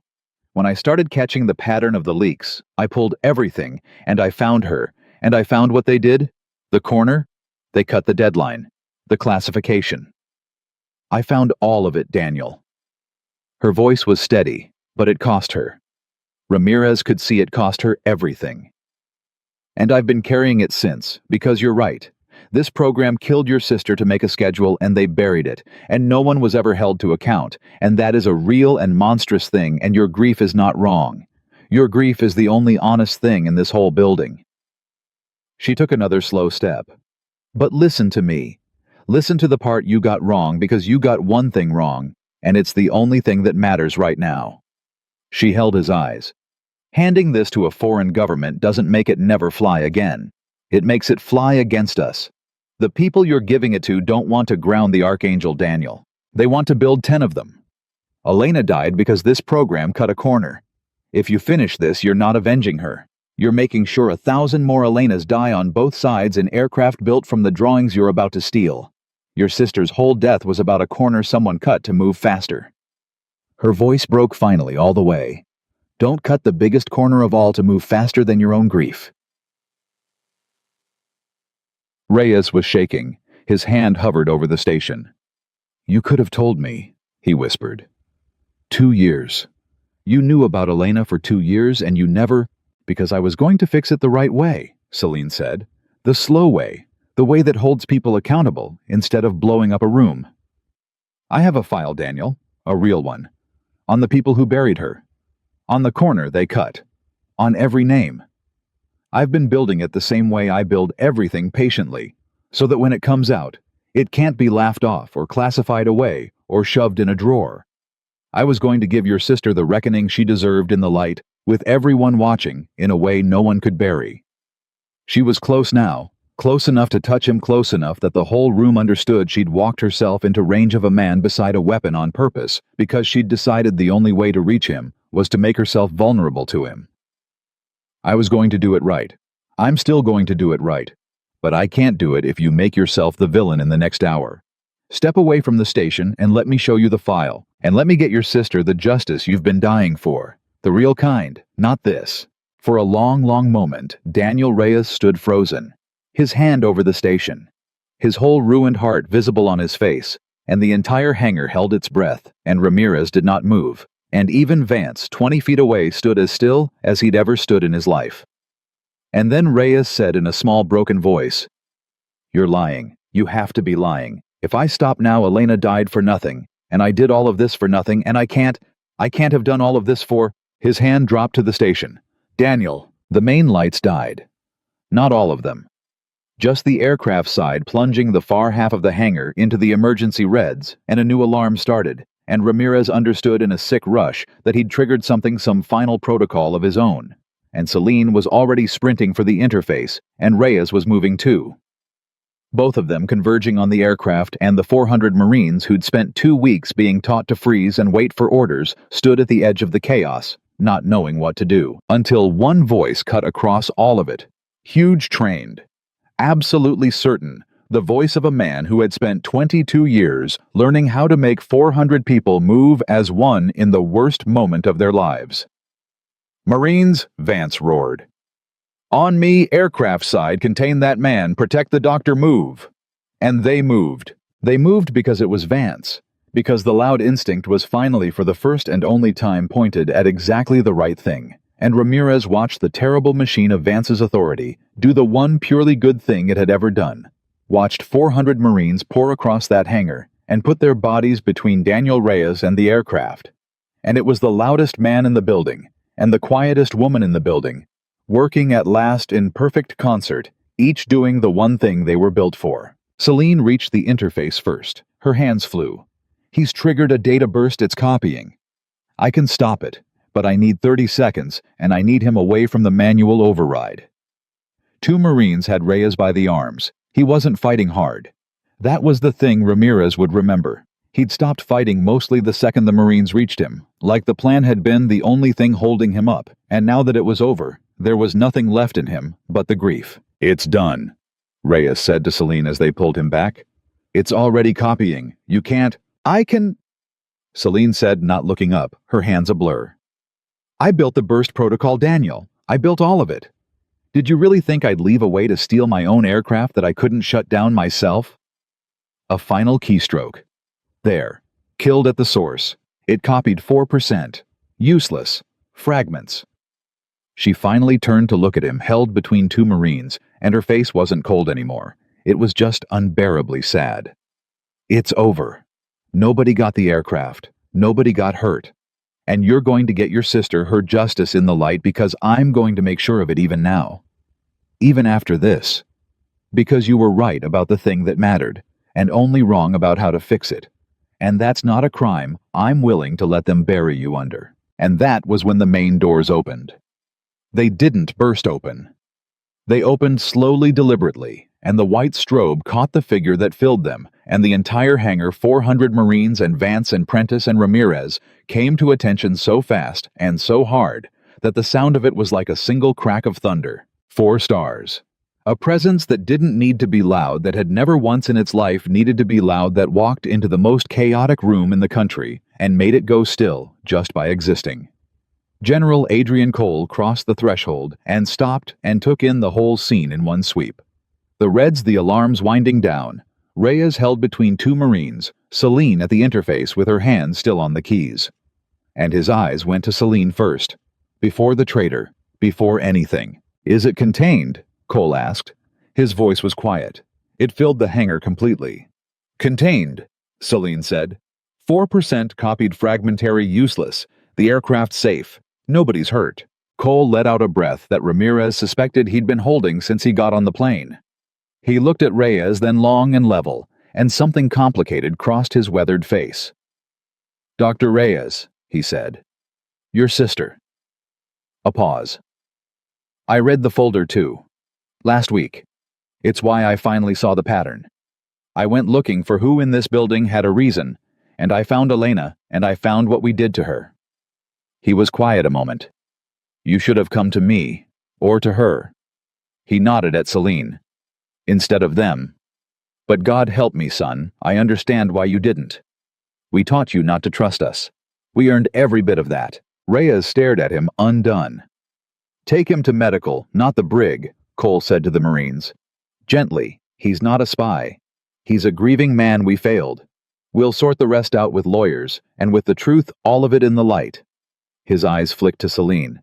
The way she does everything. And then, General Adrian Cole turned and looked out across the 400 Marines standing at rigid attention, and looked at Gunnery Sergeant Mark Vance, and looked finally and longest at the small gray woman in the corner, who 2 weeks of this building had called a mouse. Now, Cole said, and his quiet voice reached every ear in the enormous room. I think it's long past time everyone in this hangar understood exactly who they've been standing next to. Now, Cole said, and the words settled over the hangar like a hand pressing down on still water. I think it's long past time everyone in this hangar understood exactly who they've been standing next to. Celine straightened at the interface. General, that's not necessary. It's the most necessary thing I'll do all year, Cole said, and he began to walk unhurried down the center of the hangar, and 400 Marines held their attention so hard the room seemed to vibrate. I've been running programs like this one for 30 years, Doctor, And in 30 years, I've learned that the most dangerous failure isn't in the machine, it's in the room. It's in what a room chooses to respect. He stopped a few feet from her and turned to face the Marines. So they're going to hear it. From me. Once. And then none of them will ever forget it. Sir, Celine said, and there was something almost pleading in it, the closest she'd come to it in 2 weeks. I don't do this for the... I know you don't, Cole said gently. That's precisely why I'm going to. He faced the room. At ease, all of you. Stand easy and listen, because I flew across this country to say it in person. 400 Marines shifted and did not relax, because you don't relax with a 4-star general looking at you. But they listened. Vance listened. Ramirez listened. Even Reyes, being walked slowly toward medical, turned his head to listen. 2 weeks ago, Cole began, a woman walked into this hangar with a badge that said contractor and a name you were never meant to question. You looked at her and you saw someone small, someone quiet, someone who worked in the corner and didn't fight back when a louder voice decided she was entertainment. His eyes swept them slow, and every Marine felt it land. You gave her a name, Mouse. I know you did. It's in a report I received 4 days ago from a captain who thought I ought to know how the people in my most classified facility were spending their mornings. Ramirez didn't move, but Celine's head turned a fraction toward her, and something passed between them. You want to know who you've been calling Mouse for 2 weeks, Cole said. Her name is Dr. Celine Hart. She is the chief architect of the Archangel program. Not a consultant, not a specialist they flew in. The architect. Every line of the aircraft you've been guarding, every system, every failsafe, every alarm that went off in this building this week she designed. When the engineers with doctorates got stuck, they called her. When the program itself got stuck 15 years ago, before most of you could drive, I called her. He paused. There are perhaps 4 people alive who understand hypersonic flight at the level she does. She is the only one of the 4 who has ever agreed to stand in a room while the thing she built tried to kill everyone in it and fix it with her hands and never once asked for anyone to know her name. The silence in the hangar had a physical weight now. This morning, Cole went on, 2 systems on that aircraft failed. You were told they were accidents. They were not. A man in this building, a man. Dr. Hart herself cleared onto this program 11 years ago, spent 2 years quietly preparing to hand the entire architecture of the Archangel to a foreign power. He engineered those failures to clear this room so he could copy the drawings while every one of you lay unconscious on the floor. Cole let that sink in. The reason you are all still breathing is that a woman you spent 2 weeks laughing at understood within seconds that the alarms weren't accidents. Understood that the man behind them was hiding in plain sight. Understood that the only person in this building capable of catching him was the person everyone had decided was beneath their notice. She let you underestimate her Marines, because underestimating her is exactly what let her catch the man who was counting on all of you to keep watching the wrong thing. He turned and looked directly at Vance. And the whole room held its breath because everyone knew what was coming. Everyone had been waiting for it, the moment the loudest man in the building was called to account in front of the 400 people he'd dominated. Gunnery Sergeant Vance, Cole said. Sir. Vance's voice was steady, but it had none of its usual thunder. He stood at attention like a man ready to receive a blow he knew he'd earned. You spent 2 weeks running this hangar on fear. You gave a 19-year-old an order this morning to make a point, and that order nearly ruptured a coolant loop and killed everyone in this building. Cole's voice was hard now. You humiliated the one person here who was actually protecting all of you. By every regulation, I'm bound to your career ends today. You know that. Yes, sir, Vance said. I know that. I read the incident log on the way here, Cole continued. The full one. Every timestamp. His eyes flicked just once toward the black notebook in Celine's jacket. And there's a moment in it I want to ask you about. When the second loop failed. When Dr. Hart needed the room to move as one, and she couldn't make them do it because they didn't move for her. They moved for you. He paused. She asked you to give the order, to stand aside and put your authority behind her competence. A prouder man, a smaller man would have refused. Would have let the room die rather than admit someone else knew better. Cole studied him. You gave the order. Why? Vance was quiet for a moment. When he spoke, his voice was rough. Because she was right, sir. And it was more important that the Marines lived than that I was the one who saved them. He swallowed. I've spent 22 years being the loudest man in every room. This morning was the first time it ever occurred to me that being the loudest and being the most useful aren't the same thing. She taught me that. She almost had to get me killed to do it, but she taught me. Cole looked at him a long moment, and then he did something that made the whole room shift, because it was not what anyone expected. That, Cole said quietly, is the only reason I'm not ending your career the hard way. A man who can be that wrong for 22 years, and then in the worst moment of his life choose the room over his own ego, is a man worth keeping in the Corps. Not here. Not in this role. But somewhere. Your reckoning is real, Gunnery Sergeant, and it's coming and you'll face it. But you won't face it as a coward. You'll face it as a man who broke clean when it counted. That matters. Remember that it matters. Yes, sir, Vance said. And something in his voice cracked, and the 400 Marines watching understood that they were seeing the loudest man they'd ever known become in real time quieter and larger at once. Cole turned back to the room. So here is what I need every one of you to carry out of this hangar for the rest of your lives, he said. You were taught in this building to look at the loudest man when something went wrong. That instinct almost killed you 3 times this morning. The man who was loud didn't have the answers. The man who was hiding wanted you dead. And the woman who was quiet in the corner is the only reason any of you will sleep in your own beds tonight. He let the silence stretch. Strength is not the volume of a voice. It is not the size of a man, or the number of his tours, or how many people he can make afraid. Strength is the person who stays calm while the room screams. Strength is the hand that doesn't shake on the interface. Strength is the one who was right on the first day and had the patience to wait 2 weeks for you to be ready to hear it. He looked at Celine. You have been standing next to it. Learn to recognize it. That is an order, and it is the most important order I will ever give any of you. And then General Adrian Cole did the thing that 400 Marines would tell their grandchildren about. He turned to face Celine Hart, and he came to attention, and a 4-star general saluted a small gray woman in the corner. And the hangar moved. It started with Willett. It was always going to start with Willett. The boy who'd learned 2 weeks ago to watch her hands, who'd hated himself for saying, I listened to you. Gunny who'd lain awake hearing careful with me, I'm a combat master too. Willett's arm came up first, sharp and certain, and then Ruiz beside him, still shaking tears, still on his face, and then the 2 Marines who'd held Reyes. And then it went through the whole room like a wave, 400 arms rising as one, 400 Marines saluting not a rank, because she had no rank, not fear, because she had never once made them afraid, but competence. Truth. Quiet mastery that had stood in the corner and absorbed everything they threw at it and saved every one of their lives anyway. And Celine Hart stood in the center of it, 400 salutes and a general salute all trained on her and did not react. That was the thing Ramirez would remember longest. She didn't smile. She didn't flush with pride or blink back tears or lift her chin.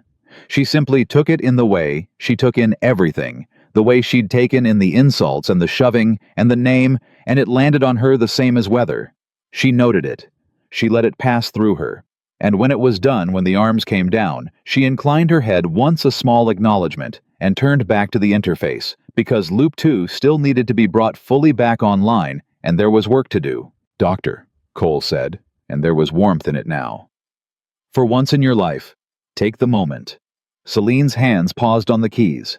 General, with respect, the moment doesn't fix the aircraft. Cole almost laughed. No, I don't suppose it does. It was Ramirez who crossed to her after, when the room had begun to breathe again, when the Marines had been dismissed, to the debrief that would define the rest of their careers, when Reyes had been walked gently to medical, with a promise from Cole himself, that the truth about his sister would come into the light. Ramirez came and stood at the corner station, and for a moment neither of them spoke. You knew, Ramirez said finally. About Reyes, his sister. You said you'd been carrying it for 2 years. I knew about Elena, Celine said. I didn't know it was Daniel. Not for certain. Not until the doors locked and I watched who didn't look surprised. She was quiet. I hoped it wasn't him, right up until his face. I cleared that man 11 years ago. I looked at his work, and I thought this one's worth trusting. A pause. I was right, actually. That's the part that hurts. He was worth trusting. We just broke him first. We killed his sister and buried it, and turned a good man into someone willing to burn the world down. He didn't fail us. We failed him years before he ever thought about failing us. You're going to help him, Ramirez said. It wasn't a question. I'm going to get Elena her reckoning, Celine said. The real one, in the light. The file I've been building for 2 years on the people who cut the corner that killed her, it comes out now. All of it. No drawer, no classification. Daniel tried to avenge his sister by making himself a villain, and it would have buried her death forever under his crime. I'm going to make sure her death buries the people who caused it instead. She looked at Ramirez. That's the difference between his patience and mine. He waited to destroy something. I wait to fix things. It's the only difference that's ever mattered in my whole life, and today it saved 400 people and one grieving man who deserved better than what we made him. Ramirez was quiet for a moment. Then she said the thing she'd been holding since the roster, since the redacted name, since chief architect. You could have told them who you were on day one, she said. Walked in with the name face out. Skipped all of it. The insults. Mouse. 2 weeks of Vance. You chose to be underestimated. And it almost cost you everything, because being invisible is exactly what let Reyes hide behind you. She studied her. Was it worth it? Celine considered the question the way she considered every question, like it was real, like it deserved her whole attention. If I'd walked in as the chief architect, she said slowly, they'd have saluted the name on day one and gone right back to fearing Vance on day two, and learned nothing. And Reyes would still have made his move, and I'd have caught him. And 400 Marines would have watched a famous woman catch a spy and thought, well, of course she's important. That's what important people do. And they'd have walked out of here exactly as they walked in, believing that strength is a badge and a title and a loud voice. She shook her head. But they didn't watch a famous woman save them. They watched a mouse save them. They watched the person they'd decided was nothing turn out to be the only thing that mattered. And that lesson capped in the one where you were wrong about who to respect, and the truth walked up and proved it to your face. That lesson doesn't wash out. Those 400 Marines will be looking for the quiet, competent person in the corner for the rest of their lives now. Because I let them be wrong about me long enough that being right cost them something. That's the only way anyone ever really learns anything. She capped her pen. So yes, it was worth it. It's always worth it. It's the only thing I know how to do that actually works. Cole came over then, and Ramirez stepped back, and the general and the architect stood together at the corner station. I have something for you, Cole said. And you're not going to like it. You always have something for me, Celine said. And I never like it. There's another program, Cole said. Early stage, classified above this one. It has the same problem the Archangel had before you fixed it. Brilliant machine, dangerous failure modes a room full of people who don't understand what they're standing next to. He paused. I want to send you into it. Another broken room. You'd be perfect. You're always perfect. That's the trouble with you. And Ramirez, watching, saw the thing she'd seen twice before, the flicker, the crack in the deep water. But this time Celine didn't cover it. This time she let it show. No, Celine said. Cole blinked. In 15 years, Ramirez suspected no one had ever said that word to him. No, no, Celine said again, and she said it calm and level, and completely certain the way she said everything true. I've walked into enough broken rooms, General. I've saved enough of them at the last second, 40 seconds before it stopped being survivable. I've read enough folders. I've watched enough good men become Daniel Reyes because we failed them years before they failed us. She looked at him steadily. I told you years ago what I actually wanted. You told me I was too valuable for it. Well, I just proved I can teach a room a lesson so hard 400 Marines will carry it to their graves. Imagine what I could do if you let me teach them before the catastrophe instead of after. She squared her shoulders. I don't want another broken room, Adrian. I want a classroom.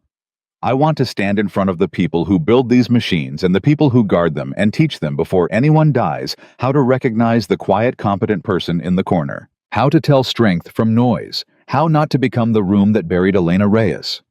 Her voice didn't rise, but it filled the space completely. I've spent 15 years being the person who arrives 40 seconds before the end. I'm done arriving 40 seconds before the end. I want to arrive 40 years before it. And you're going to let me because you just saw what happens when you don't, and because you owe Elena Reyes a program that would never have let her die. Cole looked at her for a long, long moment. And then the four-star general who did not travel, who did not concede, who had run programs for 30 years, smiled slow and tired and something like proud. You know, he said, I flew all the way out here ready to argue you into the next broken room. I had the whole speech. He shook his head. Build your classroom, Dr. Hart. God knows I've been reading the folders too. Build it, teach them, before instead of after. He offered his hand. It's the best order I'll ever give. Celine shook it. Once. Firm. And that was the end of it mostly. The debrief happened. Reyes was walked into a process that would for the first time bring Elena's death into daylight, and it would be Celine's file that did it patient and complete and impossible to bury exactly as she'd built it. Vance packed his office quietly, and on his way out, he stopped at the corner station, and he stood there a moment, and the whole floor watched because nobody knew what the loudest man in the building would say to the woman he'd spent 2 weeks calling Mouse. He didn't say much. That was the point. I was wrong, Vance said. About what strength is, about you, about all of it. He was quiet. I don't know how to be quiet, Doctor. 22 years I only ever learned the one setting, but I'm gonna try. That's all I got. I'm gonna try.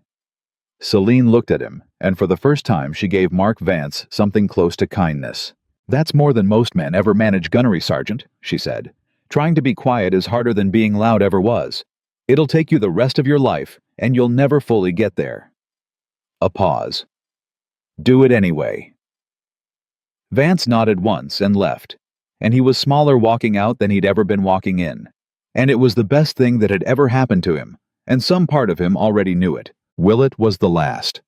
He came to the corner as the floor emptied the boy who'd learned to watch her hands, and he stood there awkward and earnest and 19. Ma'am, he said, I wanted to say, that first day, when you said careful with me, I'm a combat master too. And everybody laughed. He swallowed. I didn't laugh. I mean, I did a little because everybody did, and I hate that I did. But I heard you. I heard the part they didn't. And I've been thinking about it for 2 weeks. He looked at her. What did it mean, combat master too, just not your kind? Celine Hart looked at the young corporal for a long moment, and something in her face, just for a second, was almost tender. It meant, she said, that there are 2 kinds of mastery in this world, Corporal. His kind is the kind that wins the room, the loud kind, the kind that makes people afraid and calls it respect. It's real in its way. It kept a lot of frightened men moving in a lot of frightened rooms. She paused. And then there's the other kind. The kind that doesn't need the room to know it's there. The kind that stays calm when everything screams. The kind that does the hard, quiet, invisible work of keeping everyone alive and never once needs a single person to notice. She held his eyes. His kind wins the moment, Willett. Mine wins the outcome. His kind is loud and it feels like strength, and it fails you at the exact second you need it most because it was never really strength at all. It was just noise wearing strength's uniform. She closed her notebook, the black one full of 2 weeks of timestamps that had turned out to be a case file, a rescue, and a reckoning all at once. You want to be a combat master corporal. The real kind. Then be the person in the corner. Be the one who does the work when no one's watching. Be the one who's right on the first day and patient enough to wait until everyone's ready to hear it. And when the worst moment of everyone's life arrives and the whole room is screaming and looking for the loudest voice to save them, be the quiet hand that doesn't shake. She tucked the notebook away. Do that and you'll never once need to tell anyone how dangerous you are. They'll figure it out at exactly the moment it saves their lives, and not 1 second before. Willett stood very still. Then he straightened and saluted her, alone this time. The last salute of the day. And it was the sharpest and most sincere thing his young body had ever done. Celine inclined her head. And Willett turned and walked out to become, over the years that followed, a very different kind of Marine than the one who'd walked in. Then the hangar was empty, or nearly, and Celine Hart stood alone at her corner station, where 2 weeks ago she'd set down a hard case and a black notebook and begun quietly to work. Ramirez lingered at the door, watching her, this woman who had absorbed a building's contempt and turned it into the exact leverage that saved every soul in it who had been offered a general's salute and 400 salutes with it, and taken none of them into herself, who had just changed the entire shape of her own life by refusing the only thing she'd ever been asked to do. "Dr. Hart," Ramirez said, "for what it's worth, I'm glad I figured out who you were." Celine's hands were already moving on the interface, bringing Loop 2 the rest of the way home, checking the thermal model, reconciling the guidance solution against the temperature 60 times a second, the way she'd done every day for 2 weeks while a room laughed at her. "You didn't figure out who I was, Captain," Celine said, and there was almost the ghost of warmth in it. "You figured out that who I was never mattered, only what I could do." Her fingers moved. The needle steadied. The last alarm went dark. "That's the only thing anyone ever needs to figure out, about me, about anyone." She didn't look up. "Get some rest. You did well today. You were the first one in this whole building to look at the quiet one. Don't ever unlearn that." And Celine Hart turned back to the aircraft, to the next line of the model, to the next problem waiting to be solved, and for her, in the deepest and truest way, nothing had changed at all. There was no victory in her, no pride, no need for any of it. The salutes were already forgotten. The general's plane was already in the air. The name they'd called her, Mouse, had already dissolved into the same weather as everything else, noted and released and gone. There was only the work and the quiet and the calm that never broke, and the certain knowledge that had carried her through every broken room of her entire life, and would carry her through the classroom she was about to build. Because Gunnery Sergeant Mark Vance had spent 22 years learning that strength was the loudest voice in the room, and it had taken a small gray woman in the corner and 90 seconds and 400 Marines falling silent in shock to teach him and all of them the truth that quiet people have always known and loud people always learn too late. Strength was never the noise. Strength was the silence that could not be ignored.